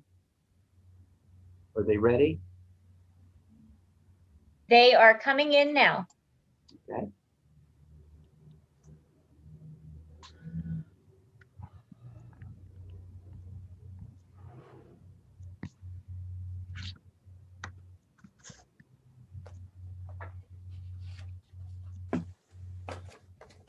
They should be in. You have Sarah, Kevin, and Tim. Their audio is still connecting. Okay, Sarah should be on. Sarah is on. Yep, I'm on. Hi, Sarah. Would you introduce yourself and start when you're ready? I'm confused. Which one is this for? Well, because I don't see Jeremy or them. That's who I don't either. There's Kevin down at the bottom. He's coming in. And You have Kevin and Tim. This is for the Lone Pine water line extension. right, but they're not hooked in yet. Kevin and T. I'm not Lone Pine. I'm with Mariana West Okay, we I'm have with you on- Mariana Borough for the building. All right, I will put you back in the waiting room. We had Wait, you hold on, listed hold on, for hold Lone on. Pine. Sarah, do you have, are you ready to present since we have you? I'm actually not presenting. I'm just sitting in. Jeremy and Scott, the board members from Mariana Borough, are presenting. We'll just Okay. wait then. But We're we on appreciate P15. you, your interest in the, that you're just willing to come in and listen in. We appreciate that. Sarah, we'll be back with you in a few P15. moments. We'll be back with you in a few moments. Okay, I have Kevin in there, but it looks like he joined again, so I don't know if he's having some issues. And we have Tim, and they're both in, but There's Kevin. Hello. I Good hear morning. you, Kevin. Good morning. Good. How are you? We're going to be discussing P15, the Lone Pine Waterline Extension Project. And Kevin, please proceed when you're ready. Okay. Thank you. The project is to extend a little over 40,000 feet of 8-inch water line into Amwell and West Beth townships to serve the Lone Pine area of the township there. Those folks are having some issues with both water quality and water quantity, primarily due to some coal mining that had been done in the past. I believe Tim and I spoke yesterday. He mentioned that they've got some high sulfur content in their water. So this project would help get things started, to get the project designed and in for permits, so that if it was funded, we could then, once we had the permits in place, go to Penvest to get some additional funding. We're also pursuing some other grants with the Corps of Engineers and the Commonwealth Financing Authority as well. How many homes would this serve, Kevin? About 206. Okay. And as I've been mentioning to a lot of our projects, as you're aware, we have $18 million in requests this year, about $6.6 million allocated to recommend to the Washington County Commissioners. If by chance we could not fully fund this project, could it still proceed? I think so, depending on obviously how much money would be offered.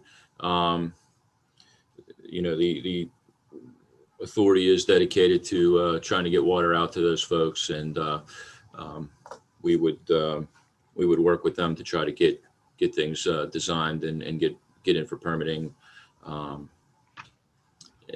perhaps either the authority or the municipalities would be able to fill in any slack that may come from if the funding was cut. Yeah, I know that's a difficult question. Yeah. To answer, but we appreciate your candor. Thank you. Any other questions from the committee this morning? Would there be a water tap-in fee? Well, a lot of times depends on what the other funding sources are that we have. Right now, I would say yes. Wouldn't you agree, Tim? Yeah, probably. But it all depends on, the funding we receive. I guess the one point I'd like to make, there's also a fire department down there. This would also provide water to the Lone Pine Fire Department in the area for fire protection. Any additional questions? None being heard. Gentlemen, thank you so much for being with us this morning. We appreciate it. Thank you. Have a great Thank weekend. You too. Our next project is C19, and that's the Mariana Borough Municipal Building. I know we had Sarah with us, and hopefully Jeremy will be with us as well. They are connected now. Good morning, everyone. Good morning. Good morning. Thank you for having us. Good to see you. We're here to discuss your borough building project. Please proceed when you're ready. Thank you. I'd like to begin with the high-level history of Mariana and the structure in question. Mariana was founded in 1907 as a coal mining town for the Pittsburgh Buffalo Company. It was incorporated on March 21st, 1910, and by that time, most of the structures you still see in town today were already completed. At the time of the incorporation, Mariana was considered one of the most technologically advanced and well-equipped mining towns in the world. It played a significant role in helping the efforts of World War II by supplying coal to the steel mills which manufactured the gears of war for the Allies. The residents were treated to brick homes designed to offer indoor bathrooms, fenced yards, and many other amenities to make living conditions very attractive for its time. Mariana is the best well-preserved example in Western Pennsylvania of a coal mining built town. The Mariana Historic District was listed on a registry of historic places in 1984.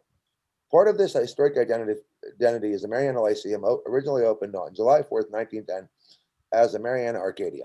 In its heyday, it housed a bowling alley, theater, dairy bar, and prison for the occasional disruption of peace. Over the years, the building has changed hands several times, and the movie theater stopped showing films around 1960. In 1988, the citizens purchased the club from the Catholic Church next door. The mine fire in 1988 closed our coal mine, which was our only industry in our community. Mariana has since fallen on difficult times.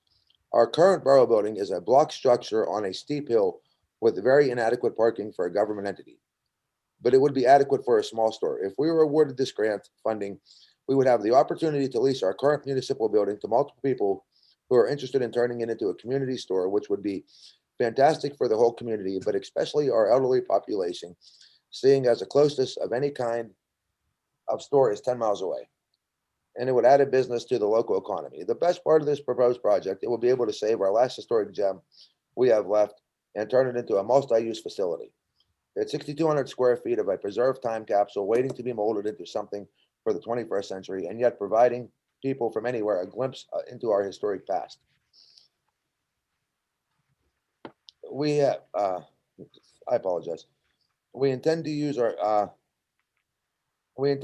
it as our municipal building while also using it as a community center. Our local youth have very few options in our area due to transportation issues to get to adequate facilities due to our very rural location. This would allow us to offer our youth an environment to learn theater, art, life skills, computer classes, etc., and just a safe place for them to congregate, which they currently do not have. Especially with the drug epidemic plaguing our country, we all need this now more than ever. The building itself is owned by the LSA Inc., which is a nonprofit, members-only club. They have a beautiful 4-lane bowling area downstairs, but due to their nonprofit status, they do not have funds to rehabilitate the old theater upstairs that we intend to lease long-term if we are awarded this grant. The building has new rubber EDPM roofing that has been installed approximately 5 years ago. They have been promised funding for years to rehabilitate the old theater upstairs, but unfortunately has never come to fruition. This would be a huge win for our community, as we'd once again have a positive place for the community to go. We'd be bringing an additional business to our community by moving the municipal building to the old theater. We would be saving our last historic structure we have left. And on behalf of Mariana Borough, we thank you for your consideration. We hope you decide our project is worthwhile of the funding we requested. We believe this would help us along in reinventing our community through history and recreation. Jeremy, thank you for the nice presentation. Thank you. I'm sorry about my speed reading. No worries, no worries. The question I have for you is that will the borough be leasing this space from the Lyceum? Yes, long-term, yes. Okay, and that the monies you're applying for would basically be used for all intents and purposes for leasehold improvements? Yes. Okay, that's my only question. Thank you. You're welcome. Any additional How long questions? is the lease? Dan, We were talking 99 years at a minimal amount, but due to COVID, they haven't been able to. Oh, so 99 years would be the lease term. Yes, like at a very minimal amount. Is this building used for voting purposes? No, it's not. Okay, thank you. Our current borough building is used for voting purposes, but if we would move, that way it would be used for voting purposes then.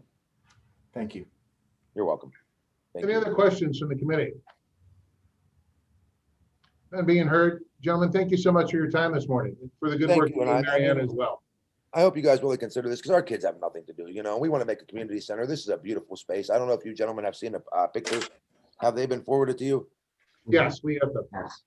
Yes, I mean, it's a beautiful facility. I mean, it's a well-preserved time capsule. We would love to, rehabilitate this, and we have private funding, and we also identified historical grants. So, if we'd be elated to get this. And we thank you, gentlemen, for time to present this morning. Well, thank you for your time and for the good work you're doing in Mariana. We appreciate it. Thank you. Have a great day. Take care, Nice everyone. job, Jeremy, thanks. Thanks. Bye-bye. Our next project is P8, the Pigeon Creek Wastewater Pump Station by the Municipal Authority of the City of Monongahela. Jim Roberts.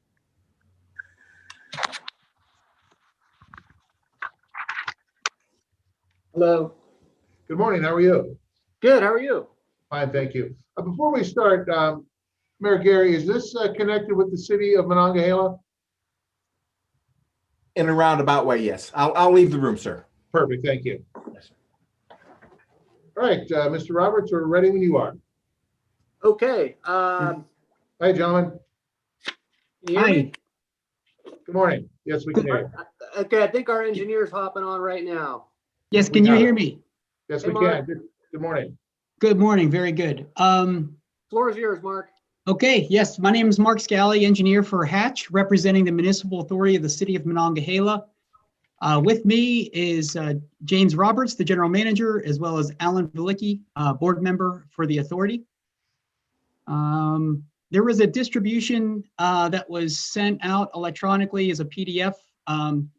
Were you able to receive that distribution? It's just a Yes, flyer. we sent all that information to the committee and they should have it. Yes. Excellent. Okay, so just a brief overview of the project. This is the Pigeon Creek Pump Station and West Alley Outfall Repairs Project. There are two sites affiliated with this project. which are shown on the flyer. The first two photos on the left are near Pigeon Creek, where it discharges or flows into the Monongahela River, and West Alley is also in Monongahela, and it also is between Main Street and the Monongahela River, along West Alley, which is a small alley where there's a combined sewer overflow structure. So starting with the problems, on your flyer, you'll see on the left side, there's a lack of access to an emergency outfall pipe that's affiliated with the wastewater pump station. These are shown in red and, I'm sorry, in white on the two photos to the left. The stream has also moved and buried the outfall. So the stream, as you can see in the middle photo at the bottom, that little structure pointed in white is the actual existing outfall structure with a pipe that's supposed to discharge into the stream. Well, that pipe gets buried. The maintenance folks do open that area up for maintenance purposes, but within one heavy rain, it gets filled in again. So this pipe needs to be moved out about 50 feet to the stream. And then finally, item 3 is a permanent embankment protection. So that would be riprap to help the siltation issue, as well as on the other side of the stream, there's an erosion issue. So the riprap will help, permanently install the facilities that will be placed in as part of the repair project. And finally, on the right side is the West Alley CSO, and it's a combined sewer overflow structure. And as you can see in the graphic, there's a backflow preventer, which is shown in black. That backflow preventer protects the river from entering into the sewer during a high river stage. Anytime you get a heavy rainfall, when the river stage goes up, it'll infiltrate into the manhole.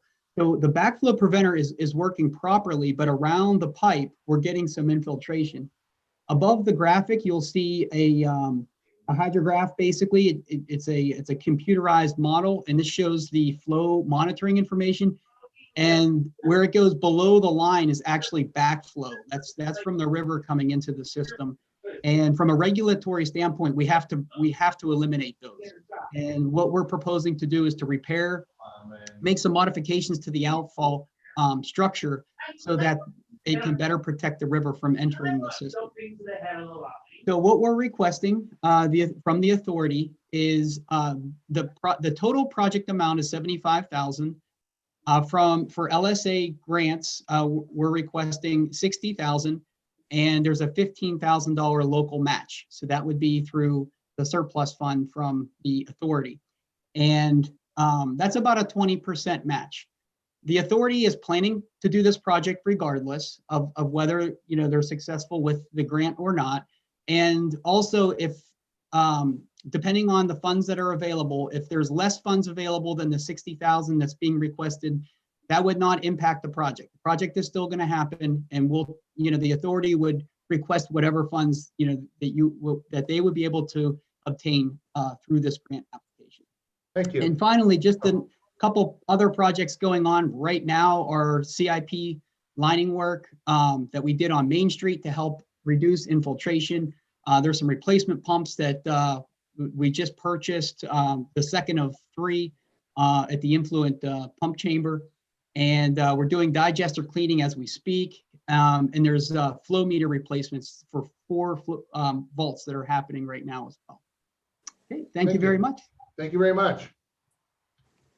You actually answered my question. If by chance we could not fund this or had to fund it at a lower level, would you still proceed with the project? So I appreciate that answer without me having to ask it. Are there any other comments or questions from our committee members? None being heard. Gentlemen, thank you so much for your time today. Thank you. Thank you. Have a good day. Take care. Have a wonderful day, everyone. Thank you. You too. Thanks. Our next project is C8, the Cross Creek Park Discovery Cove project from the Washington County Planning Commission. I believe we have our old friend Lisa Cessna with us. Hey, Jeff, can I just pipe in one quick second? If others could mute their microphones during presentations, it would be very helpful because we're getting a lot of background Thank you. conversation. The center has a good suggestion. If you just please mute your mic if you're not asking any questions at the time, just to keep some of the background noise down. We appreciate that. Thank you. And we have Lisa Cessna with us. She's in, but it looks like she might be having a little bit of trouble. Okay, why don't we give her a moment?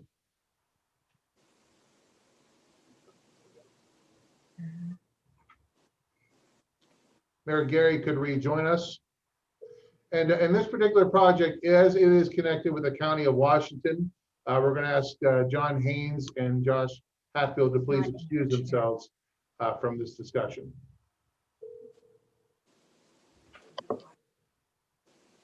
We're trying to call Lisa, but she's not picking up. Okay. Do you want me to put her back in the waiting room and we could go on? Yes, why don't we go on to J2?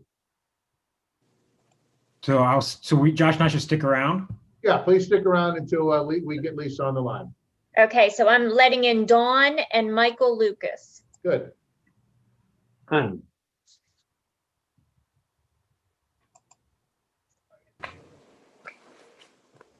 Okay, they are in. Good morning, gentlemen.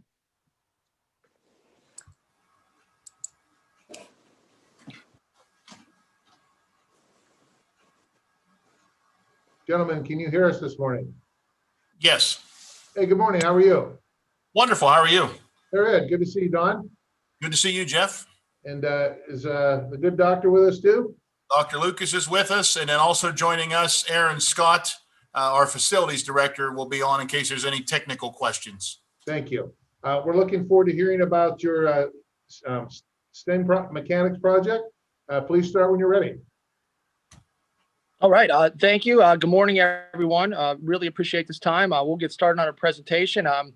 You know, the LSA committee is one of our longest lasting partners, and Trinity area has been able to excel in career education from your help.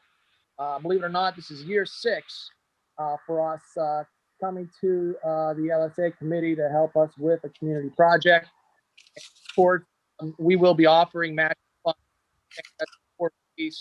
to demonstrate our commitment to the project. But Dr. Snoke, if you could provide a summary to them of our proposal.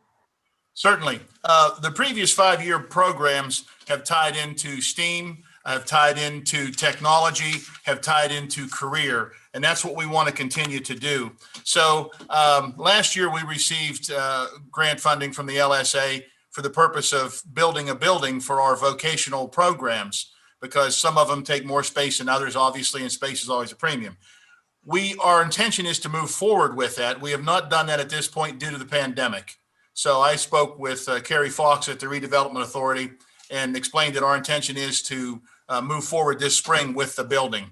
The grant that we're asking for this year covers a multitude of areas. Number one would be an improvement in the building for HVAC for a variety of reasons. Obviously with the pandemic and things of that nature. So we're looking at making sure that we're providing the highest quality program and facility to protect our kids and our staff.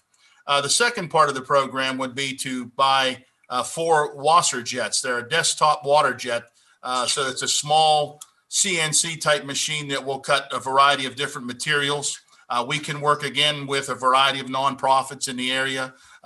We could even work with the county producing different types of trinkets, trophies, things of that nature, if they so desired. We've done a variety of things with nonprofits in the area, and that has been very successful for us. The other part of that would be to actually move forward. We've dabbled with drones, and we would actually like to put in a full drone program that would not only provide the structure of the building and the components behind the drones, but also the actual piloting of it. So we were going to tie with a couple different programs potentially that tie into FAA and the LAANC regulations. And we understand where our proximity is to Washington County Airport. We would comply with all those regulations as well, and perhaps even use the airport depending on connectivity and partnerships. We've been very successful again with career and program for our kids. This would be another step in the right direction. Our plan would be similar to previous plans where we would offer evening programs to community members, adults and otherwise that are interested in the programs. So far, we've been able to do that, again, prior to the pandemic. We've done that free to the community. So we put on different programs for horticulture, vocational agriculture. We did the Fab Lab with the STEM and STEAM, and we just believe that this would be another step in the right direction for us. And I would think that we need to be forward-looking as we're doing this. So our goal would be to do any and everything we can in the most fiscally responsible fashion. Thank you, Don. Thank you. We appreciate you. Good presentation. Thank you. Any questions from the committee?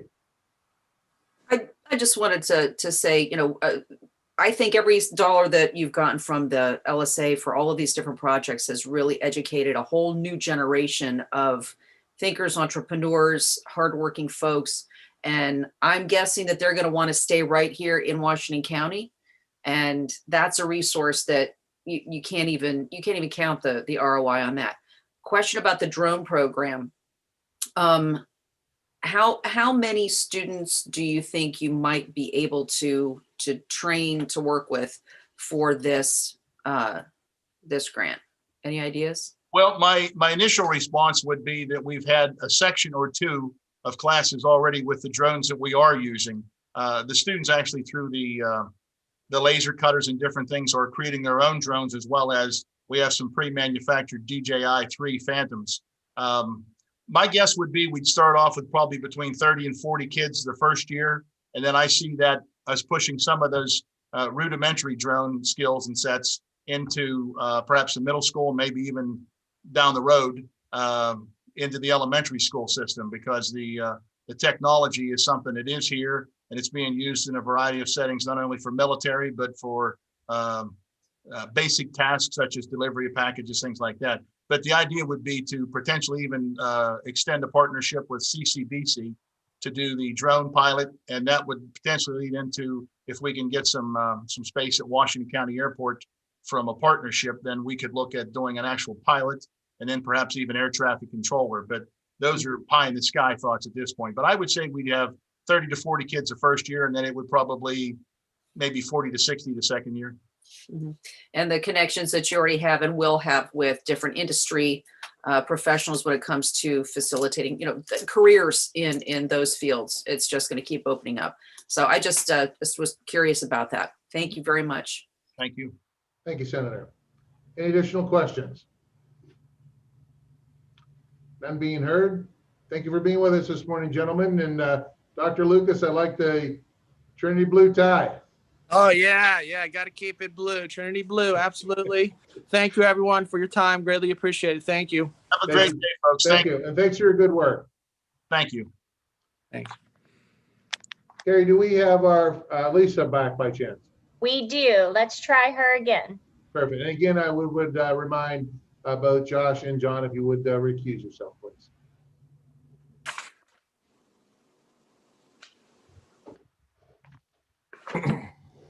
Lisa, you're on. Can you hear us?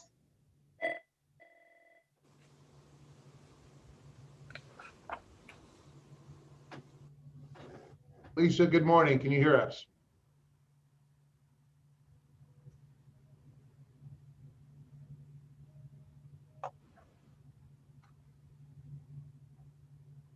Her audio is connecting now.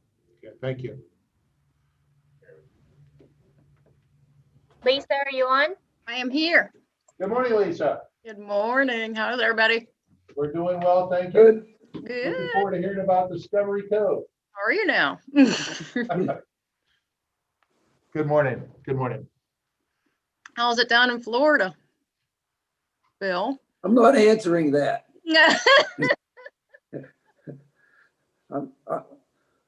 No, never mind. Just Never it's mind. fine, Okay. thanks. And it's warmer than here? Yeah, it is quite Yeah. a bit.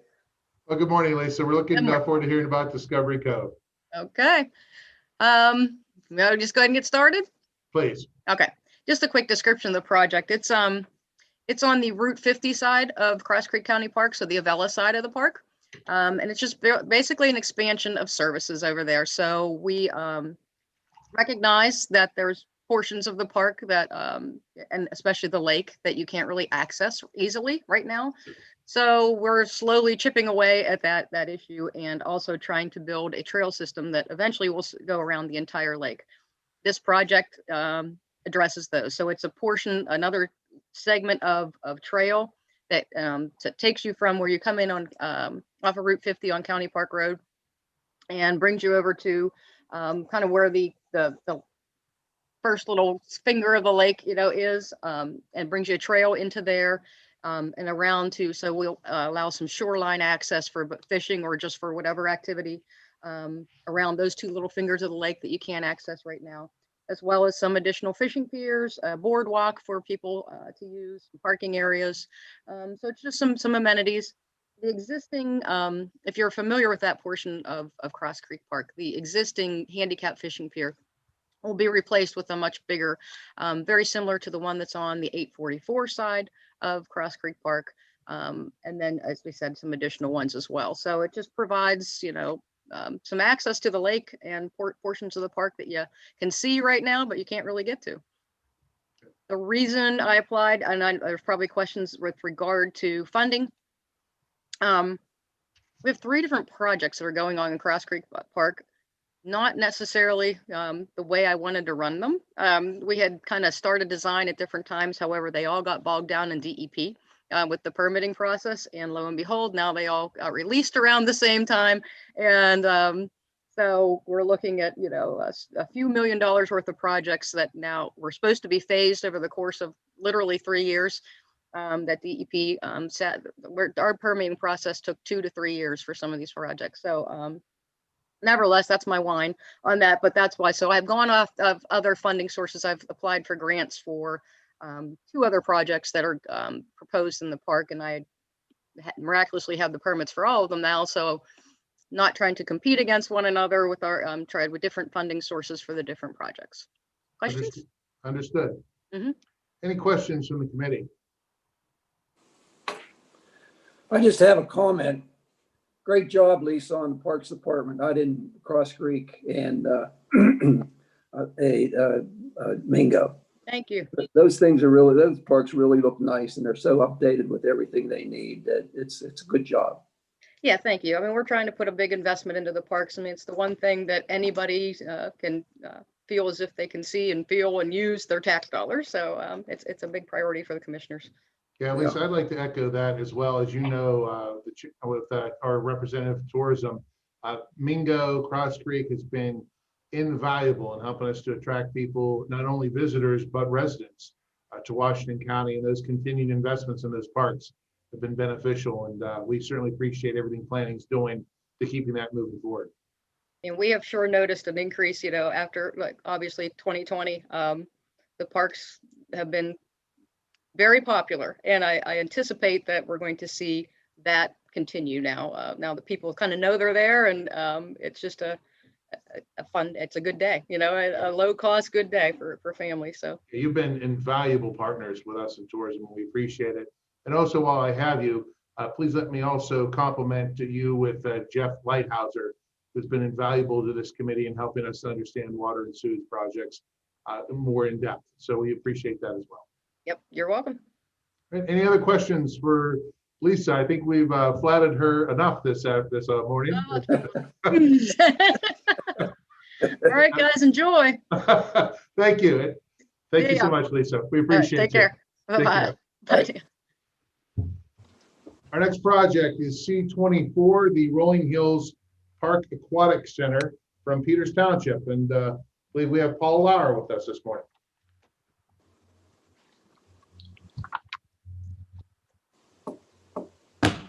He should be coming in. Peters Township should be joining. Thank you. And I also like to welcome back John Haynes and Josh Hatfield. Thank you for recusing yourself in that discussion with planning. Peters Township is now connected. Good morning. Do we have Paul Lauer with us this morning? Yes, you do, Jeff. Good morning, Paul. How are you? Good morning. I am well. And how about you? I'm doing well. Thanks for being with us this morning. We're interested in learning about the Aquatic Center.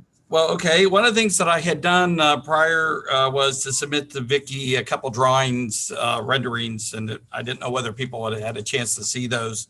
I would encourage you, if you haven't, to take a look. We received those and they were forwarded on to the committee. Okay. So let me begin then. So Peters Township has a long demonstrated commitment to outdoor parks and recreation, and in the current Peters Township Comprehensive Recreation Plan, the need for additional park property on the western portion of the township was identified. And interestingly, our local need is mirrored by a need that's identified for additional parklands in this region by DCNR in their most recent outdoor recreation plan.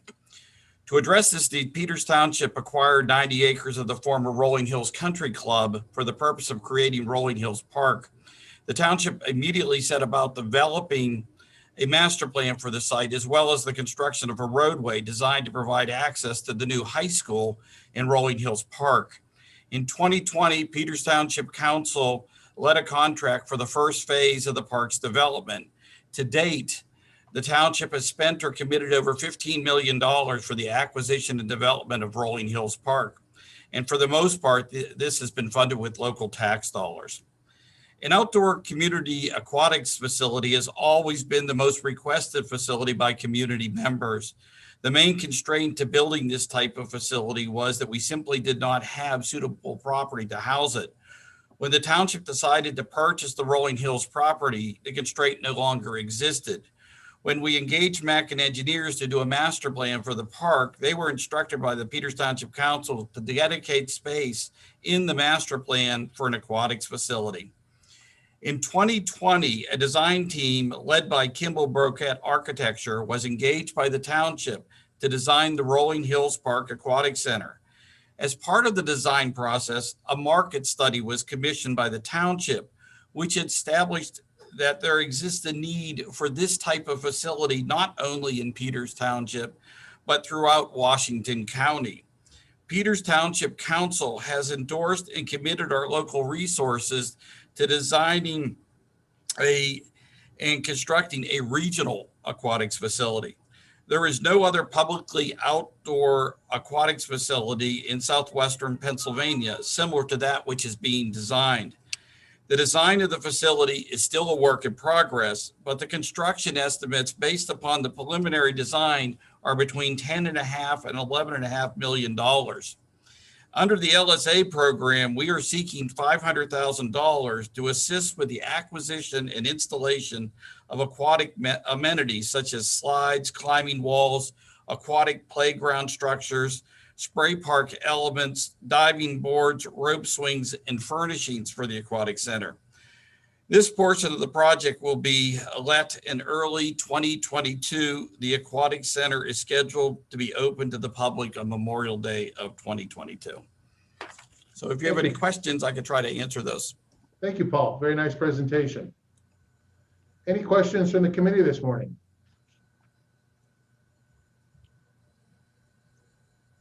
None being heard?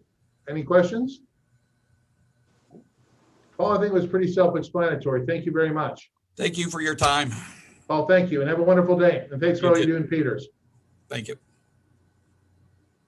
Our next project is C20, the McDonald Parks Rehabilitation Project. McDonald Borough should be with us.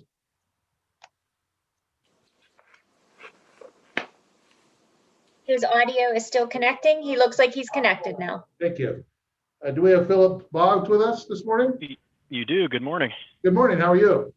Good. How are you doing? Very well. Thanks for being with us, and we're interested in learning about the park rehab project. Please proceed when you're ready.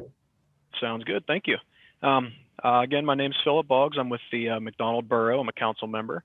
And I want to speak to you a little bit about our McDonald Parks Rehabilitation Project. The McDonald Borough is home to over 2,300 residents, and we cover about 1 square mile. Within our borough, we have 2 parks. We have the Heritage Park at the west end of town and the East End Park, which by the name is in the East End. The parks in the borough are visited by residents and non-residents alike. They're used for local sports teams, for practice, games, and the school district that covers the area also uses these parks for training purposes. The Heritage Park is home to our annual McSummerfest. It's a week-long festival that takes place. It's the major fundraiser for the McDonald Volunteer Fire Department. It brings in thousands of visitors and patrons each night of that week.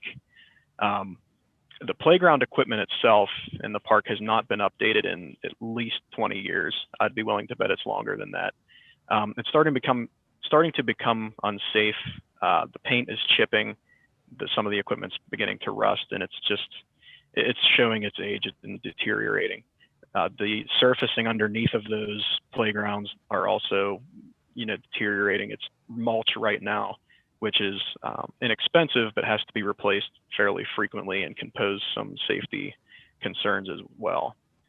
There's some new development coming up in the area. Robinson Township, Washington County has a lot coming to it here in the coming years, and there's a highway that goes right through the town now. So with that increased traffic that's possibly going to be coming into our town, it would be nice to update our parks, make it a more desirable location for new residents as well. And the increased foot traffic would also benefit our existing businesses in the borough. So we're looking to build an innovative and inclusive playground system in both parks that all can enjoy, and inclusive playgrounds for those with sensory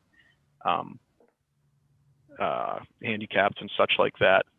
We're looking to install some longer lasting, durable furnishings that won't have to be updated each year and incur maintenance costs. We want to install hand sanitizing stations throughout the parks to promote hygiene and cleanliness, and really create some facilities here that are compliant with multiple agencies' standards. So that's the 30,000-foot view of the project, and I'll entertain any questions if anybody has any. Thank you very much for the nice presentation. Thank you. Any questions from the committee? I have a question. Any opportunities for phases, for partials, for, what is the number one priority if there were an opportunity to just parse it out? What's the number one project within this whole scheme? Yeah, I think the very first thing we would like to do is update the playground equipment and the surfacing underneath of it to have a safer, more durable surfacing. So that's probably the main priority of this project.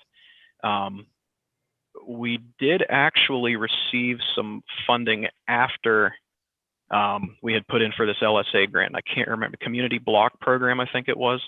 And that's going to be used towards the restroom improvements. So I did want to make mention of that. I didn't want to keep that from you. So that's one thing. We were really wanting to improve the restroom facilities and make those ADA accessible, but it looks like that might be covered now. So really the priority moves now to the playground equipment and the surfacing itself for phase one. All right, I've been to that fest many times, and it's amazing the number of people that come from far and wide, even other states, to that event. So congrats on that. Hopefully 2021 it'll bring it back. Yeah, we're hopeful. Thank you. Any additional questions? None being heard. Thank you for your time this morning. Thank you for a nice presentation. Oh, thank you. Take care. Take care. Thank you for your time. Our next project is J1, the Collision Repair Technology Spray Booth from Western Area Career and Technology Center. And I believe we may have Dr. McCarthy with us this morning. Good morning. Unmute your speaker. Unmute your speaker, Barbie. Let me turn the volume up.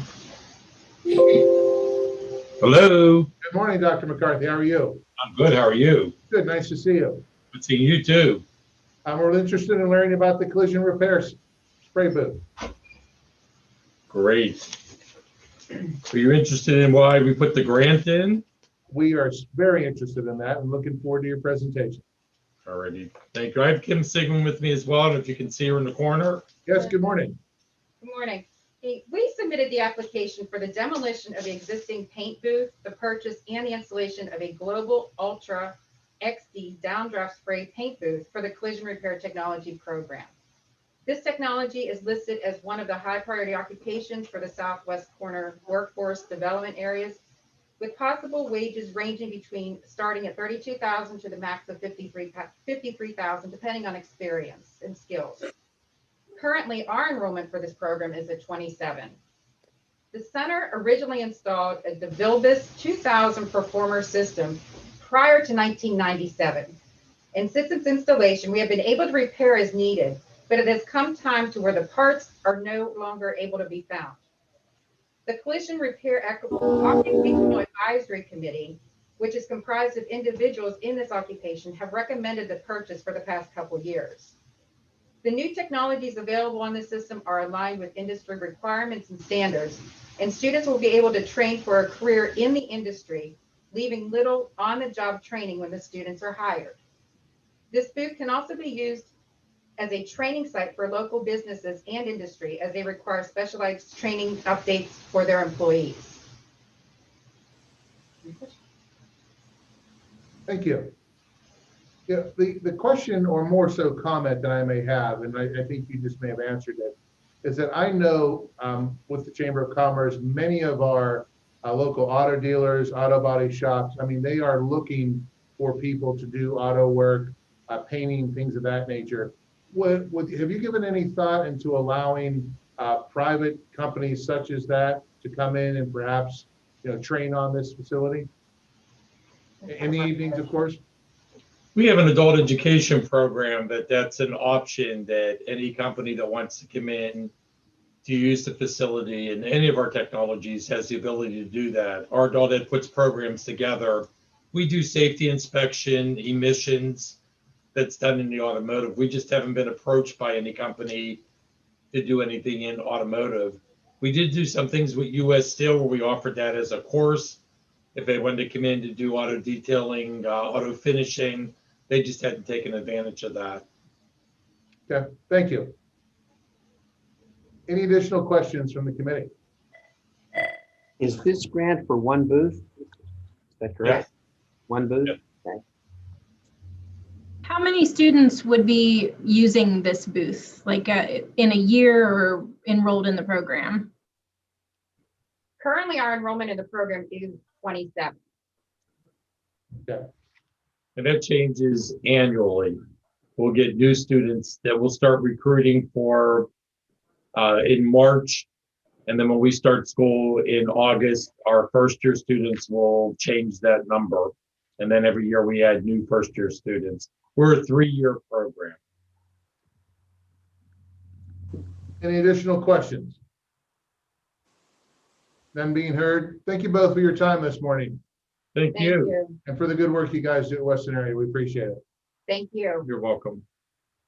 Our next project is P7, the First Street Sanitary Sewer Repair Project by the Mariana West Bethlehem Authority, and that is P7 for the committee's reference. Sarah, you're on. Hello, ladies and gentlemen. How are you guys doing today? Hey, sir. Good morning. I am here today representing Harshman CE Group as the engineer for the Mariana West Beth Joint Sewer Authority for the First Street Sanitary Sewer Repair Project. A little background on the authority. About 5 years ago, we started investing money to do a CCTV program where we televised as much of their system as we could access. The system in Mariana Borough itself was built around 1900.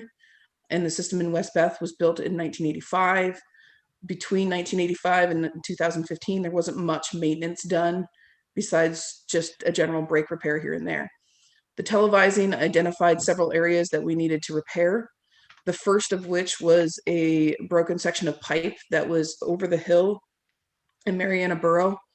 Ironically, in the fall, in October of 2019, that hillside collapsed, taking that pipe with it. We did use an LSA grant at that time to put in a new force main and pipe system. And as of right now, we are finally completing that project. Between the combination of your guys' money and the money that was in their reserve, that project was a total of $375,000 and it's paid off.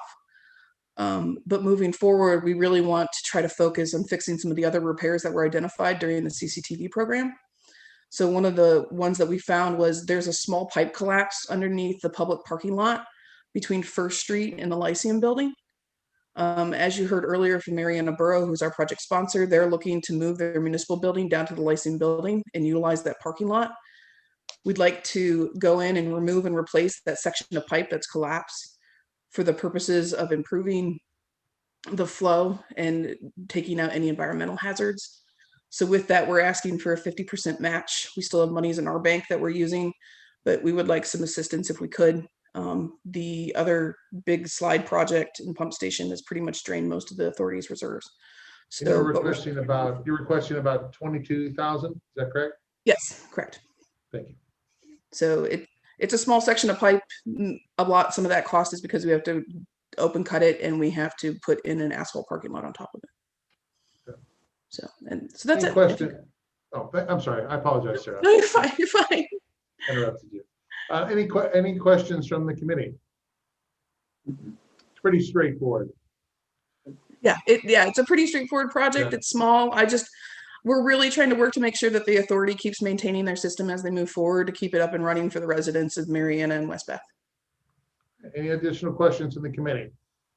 And if Sarah, will we be seeing you again this morning? No, this is my last time. Thank you all so much for your time this week. I hope that you have a nice afternoon. Well, thank you. It's always good to see old friends. Thank you. Thank you, guys. All right. Our next project is P19, which is the Centerville Clinic's power exam tables. And I believe we have Mr. Barry Nicolai with us this morning.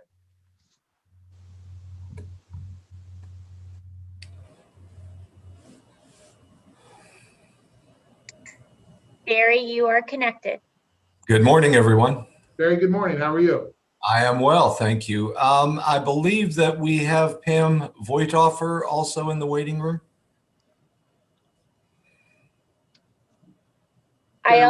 Yes. There she is. All right. Great to see you all. Good to see you, Barry. Thanks for being with us this morning. No problem. Pam. Barry, before we start, we'd like to thank you and express our gratitude to you and your team at Centerville Clinics for everything you've been doing during this COVID pandemic. Thank you very much. We appreciate the recognition, and we're sticking arms now, which gives people hope rather than the ability just to tell people they're sick. And having turned that corner is really great. If we can get some more supply flowing, that would be even better. All right. I'm going to turn it over to Pam, our Director of Grants, and she's going to do the proposal. Thank you. Pam, looking forward to hearing about your project. Okay, good morning. I hope everyone's well and safe this morning. Centerville Clinics has been part of Washington County since 1955. We currently employ 270 employees, 30 providers, and treat over 22,850 patients just in Washington County. CCI is the 5th largest qualified health center in the state of Pennsylvania, and we are currently the safety net for the elderly, uninsured, and underinsured residents of our area. Centerville Clinic is applying to purchase 25 power exam tables, also known as barrier-free exam chairs, to replace fixed height patient exam tables at 5 of our locations in Washington County. Our current fixed height exam tables do not have the capability to be raised and lowered to accommodate our patients who are elderly, pediatric, adolescent, and/or have any mobility limitations. Mounting a fixed height table can present a challenge to these patients and impact the quality of care provided. Additionally, many of our existing fixed height patient exam tables are outdated and not suitable due to age and deteriorating condition for the current COVID environment. The power exam tables would be utilized at the following locations: Centerville, Denora, Charleroi, Bentleyville, and California, providing our staff with high quality equipment that not only protects them from harm, but also makes our patients feel safe and secure. By providing accessible examination tables, we expect improvement in the quality of care provided to the patients who are elderly and/or have any mobility limitations or activity limitations, and reduction of access to barriers to healthcare. Being able to easily get onto an exam table can increase a patient's safety and comfort during the exam, help the physician conduct a more thorough and accurate exam, and increase the satisfaction level of the overall patient experience. Centerville Clinic is grateful for the contributions that the Washington LSA funding has provided us in the past, from the lab equipment to the new mammography machine. Our goal is to provide excellent care, safe care to our community, regardless of their ability to pay. Thank you for your time. Thank you for the nice presentation, Pam.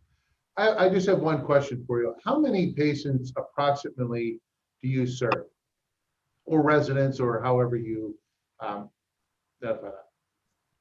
So in the county of Washington, just our Washington County patients is 22,850. Okay. All of our patients through the three counties is over 40,000. Okay. That's the only question I have. Any questions, additional questions from the committee? Yeah, what's the lifespan of these tables? Good question. So our current tables that we have, if you received our slideshow presentation, you can see some examples of two of the ones that we have. Exam tables can last a long time. Usually the newer ones, I'm thinking probably 10 to 15 years that these will actually last us as long as they're able to continue to replace parts, etc. You know, as we have technical difficulties or whatever. But I've been in healthcare a long time, and I can honestly say any of the service lines we've ever put up, we barely ever would have to replace a exam table. They last a long time. Thank you, Dan. Thank you. Any additional questions? None being heard. Pam, Barry, thank you again for all your work. And again, please pass along our gratitude to your staff. Thank you all very much. We appreciate the opportunity, and Take care. Take care. Have a wonderful Thank you weekend. so much. Have a good day. Take care. Thank you. Our next project is E1, the Atlas Lot redevelopment for the Mon Valley Alliance. And I believe we have Ben Brown back there.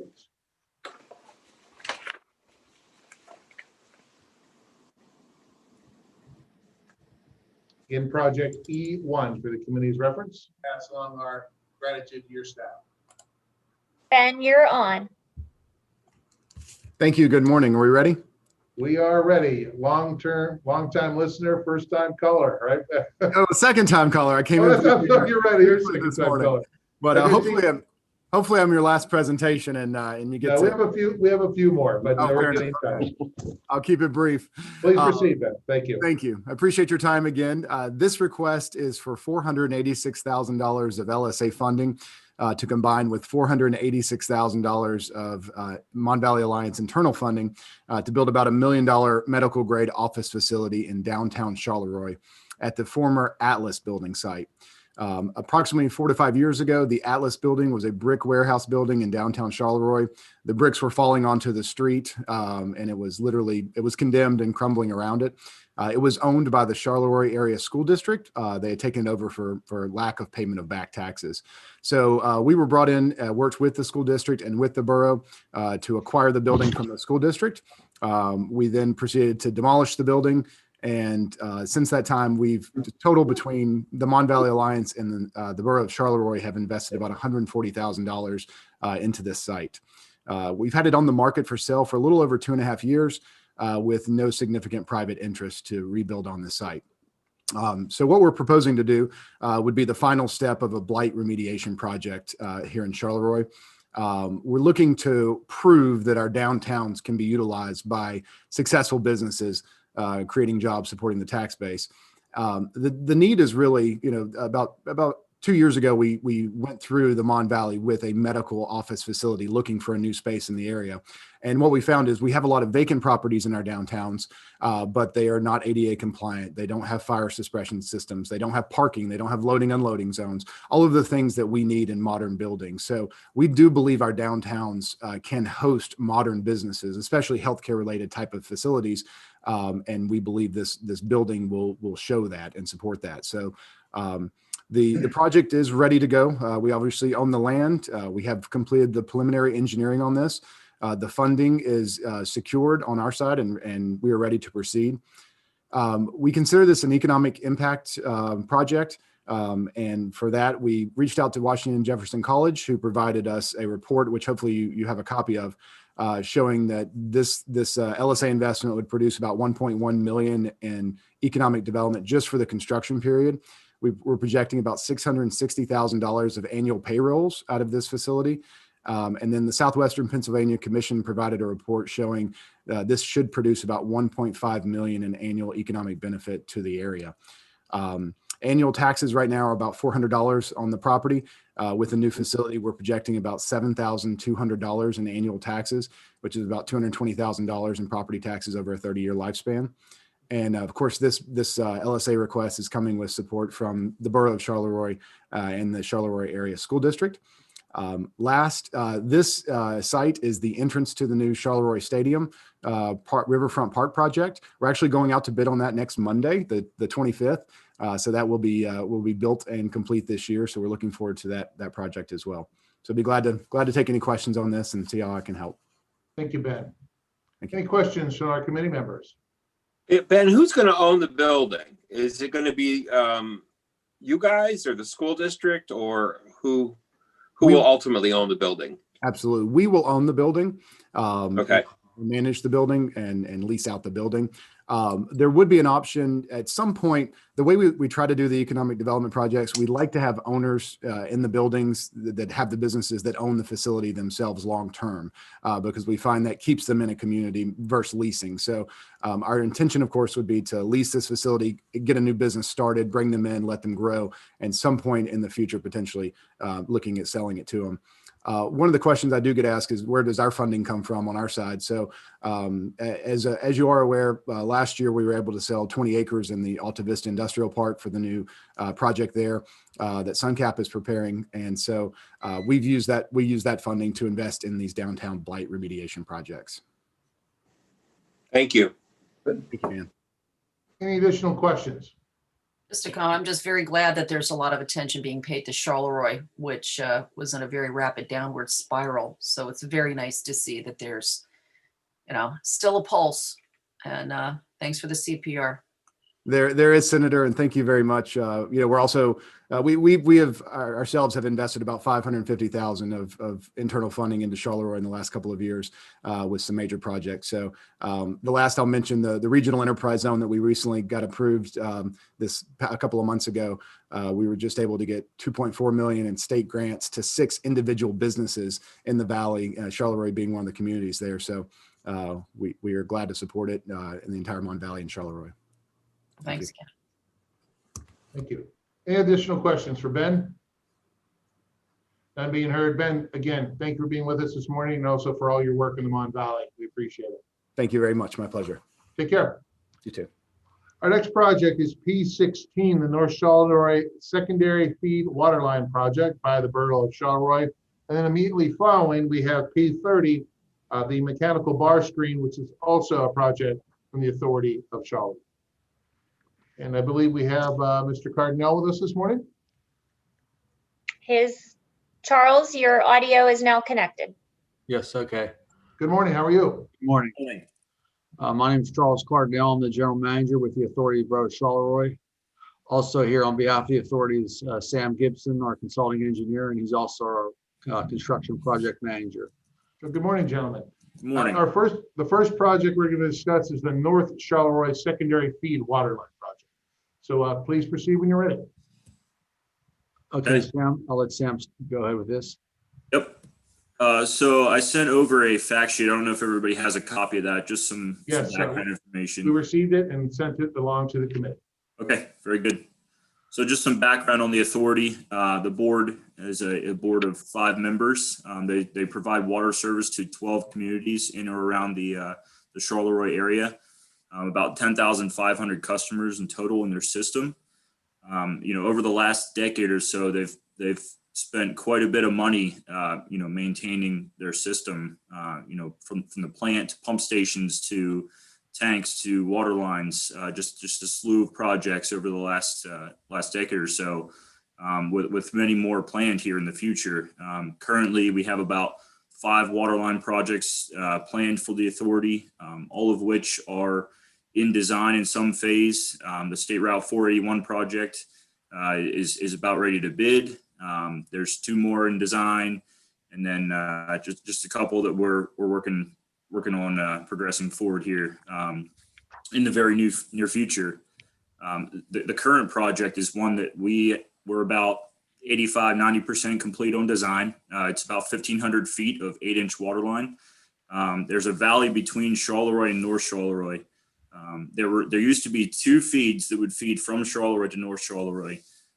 One of them goes through this valley, and it's very, very steep slopes, about 60% slopes on either side. So they were having a lot of issues on that line with breaks. It got to a point where in order to repair any breaks on that line, it just was not feasible. So they're actually down to one feed currently that feeds North Charleroi from Charleroi. So they're in a position now where, we really need to get a second line installed to complete that loop. The big issue is, I think a year or two ago, there was a fire in North Charleroi, and they really lost pressure. The Insurance State Office, ISO, was on site to do some pressure testing during that time, and found that when there is a fire in that community, they have a lot of issues with pressure and fire flow. So completing this project is really going to boost fire flow for North Charleroi. It's going to, complete a loop in their system with 2 feeds, allow water to move better in the system. That'll promote water quality. Just a lot of benefits to completing this project. It's about a $400,000 project. The authority is seeking $200,000 from LSA, and we'll fund the rest of it through existing municipal bonds that they have. Yeah, that was going to be my question. You're requesting approximately $200,000. Again, in all projects, we have about $18 million in requests, about $6.6 million to recommend to the Washington County Commissioners. If by chance we had to cut back or not fund this project, would it still move forward? It will. Yeah, it's definitely a necessary project. It's one that, again, we're almost done with design, and really we're just gonna, we're hoping to see what happens with the LSA funds. Regardless, it has to move forward. The authority knows that. Thank you. I know it's a tough question to ask or answer, I should say, but we appreciate it. Yeah. Any additional comments or questions from our board members from this particular project? It's just ultimately, the completing a loop would provide a backfeed to Charleroi out of the Fallowfield system if it would be needed too. So it really benefits all the communities on this side over here. Thank you. Well, if there's no other questions on this project, let's proceed then to the mechanical bar screen replacement project. That would be P30 for the community's reference. Yeah, so the mechanical bar screen project. So again, just some more background on the authority. On the sewer side, they serve about 6 communities in or around the Charleroi area. On the water side, they're across the river in Menneson and Denora, but on the sewer side, they're just on the Charleroi side of the river. So they have about 4,600 customers in their system. We've been in front of the board in past years to present different projects, some of which have been related to their CSO program. You've heard us talk about that in the past. If you look at the bottom of that fact sheet, I show you their average sewer bill right now is about $60 a month. That includes a $32 payment for their CSO project. That's both phase 1 and 2 of their CSO. They're under consent order with DEP to do their CSO project. And because of that, they're doing a number of pump stations. They just built a combined sewer overflow treatment facility in Spearsboro. That was the phase 1. That was $15 million. We're in a position now where we're getting very close to bidding phase 2, which is another $12.5 million project.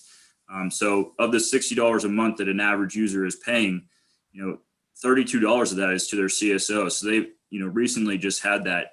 It's a pretty substantial increase in rates. And because of that, it makes projects like the bar screen project more difficult for them to complete without having additional rate increases. So what we're looking at right now, this project, it's going to be 2 new mechanical bar screens at the plant. Through the CSO project, they're going to be installing a new sort of headworks facility at the plant that's going to maximize the amount of flow into the plant. Their maximum treatment capacity is 9 million gallons per day at the plant.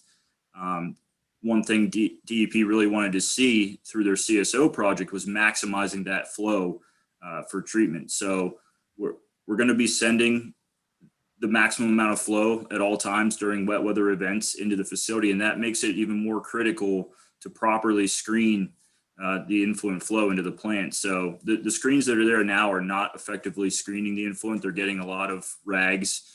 Obviously with COVID, more people are flushing wipes now than ever. Just a lot of issues that we really have to take that out of the waste stream before it continues through the plant. So that's a driving factor. The screens that are there now are old. Increasing maintenance costs are, increasing exponentially, and they're to a point where they really need to get the screens replaced at the plant as well. We feel. I have one quick and albeit difficult question for you. Okay. Again, you've applied for 2 grants here from the LSA committee. Which one would be a priority over the other? Yeah, I really struggled with that on the application because, you have to fill that out when you're putting in 2 applications. And I think I indicated this one was priority 1, and it's really because of the sewer rates that they have right now, because of the CSO rates. This is one that we'd like to see funded for it to move forward. Again, just because of that massive increase in rates that they had. So I would say this one is priority 1. So the mechanical bar screen. Yes. Okay. Any other questions from the committee this morning? None being heard. Gentlemen, thank you. We certainly appreciate it and appreciate all the work you do in Charleroi and the Mon Valley. Yeah, thank you for your time today. We appreciate it. Thank you. Have a wonderful weekend. You as well. Our last project is C14, Independence Township Community Park, sponsored by Independence Township, and I believe we may have Tom Jennings with us this morning. His audio is still connecting, but he's coming in. Thank you, Karen.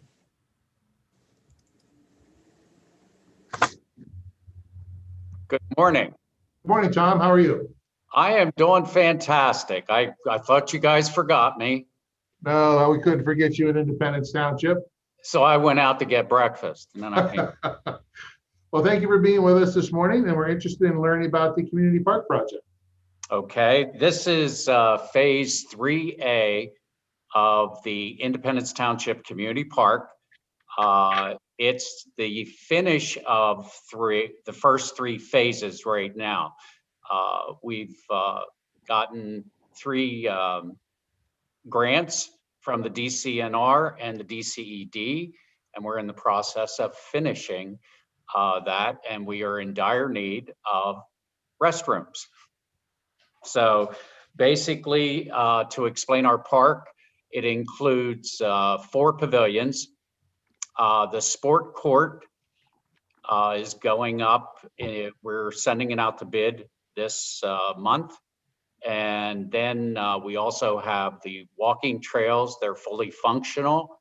Dog trail, which with a few more anemones, we will be finishing that as soon as the weather breaks. And that'll put people attracted to our park, but we're going to need places for bathrooms. Other than that, we're asking the board to consider our project for $137 and $137,343. I have to say, I like the first figure first. Yes. Did you like that? Yeah. It was small. I mean, Yeah. Either which way, the 2 facilities can be 1 facility if need be. All right, so there are 2 bathrooms, 1 small single unit, and these are prefabs, similar to what's at Cross Creek and Mingo Creek Park. And then the other one is a larger 2-unit bathroom. And so either which way, we are pleased to do one or both. Thank you, Tom. Yes, sir. Any questions from the committee? Hi, all. Tom, You guys got jeans on?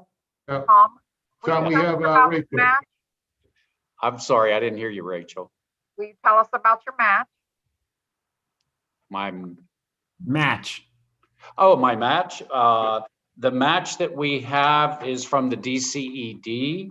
That is $243 or $242,824. Okay, that's helped us to continue to finish our project. Any additional questions? Boy, everybody's so quiet. I know I'm the last one. No. Okay, I'll ask a question. Did Did the township give anything for the match from its Act 13 dollars? I'm sorry. The mayor is asking Tom, are you Yes. putting any of your Act 13 dollars into the project? Independence Township receives substantial dollars from Act 13, and the mayor was asking if you were putting any of those dollars into this project. We're doing that, Mayor, on several fronts. A lot of the pavilions we've used our Act 13 money for. We've used it for benches, trash receptacles, hand sanitizing units. We've used that in combination with the CARES Act funding for the park. So we've tried to keep everything sanitary. With the CARES Act funding, we just purchased a steam jenny so that we can sanitize the park as it's being used. So we've used multiple sources, including our Act 13 money. Okay, but not necessarily on this project. No, sir. Okay, thank you. Any additional questions? None being heard. Tom, thank you again. Good to hear. Thank you very much. Thanks, Good to hear everyone. from you, and thank you for the nice work you're doing at Independence. Oh, thank you, Jeff. Have a great day. Be safe. Take care. All Take right. care. Bye-bye. That ends our public presentations for the 2020-2021 Washington County Local Share process. And we certainly appreciate all the committee's time, and also it was great to hear from all the presenters this morning and yesterday to hear what's going on in Washington County. This will end the public presentation section. The board will convene at 11 o'clock today. We'll be sending you another link to further some discussions on the projects. So you'll be receiving a link from me in a few moments, and we would ask that you log on promptly at 11 o'clock for some further discussions. Can I ask a quick question, Jeff? Certainly, John. So this is just because I don't know what for the sewer projects. Why does the Pennsylvania American, do they play a role in this in helping with the sewer projects here, or is that after they've turned them down, or how, or do they? I'm just curious if they're involved or not at all in some of these projects. I believe the answer to that would be is they are involved in some. However, I think PA American also looks for opportunities to increase their customer base. So Okay. for instance, I believe in the West Pike Run project as an example, they were using that to try and demonstrate demand from PA American to hopefully develop some additional water lines in that community. Yeah, they only do water. They don't do sewer. That's correct too, Dan. Good point. Okay. All right, so everyone can log off, and you will be receiving an email from me in a few moments, and we look forward to logging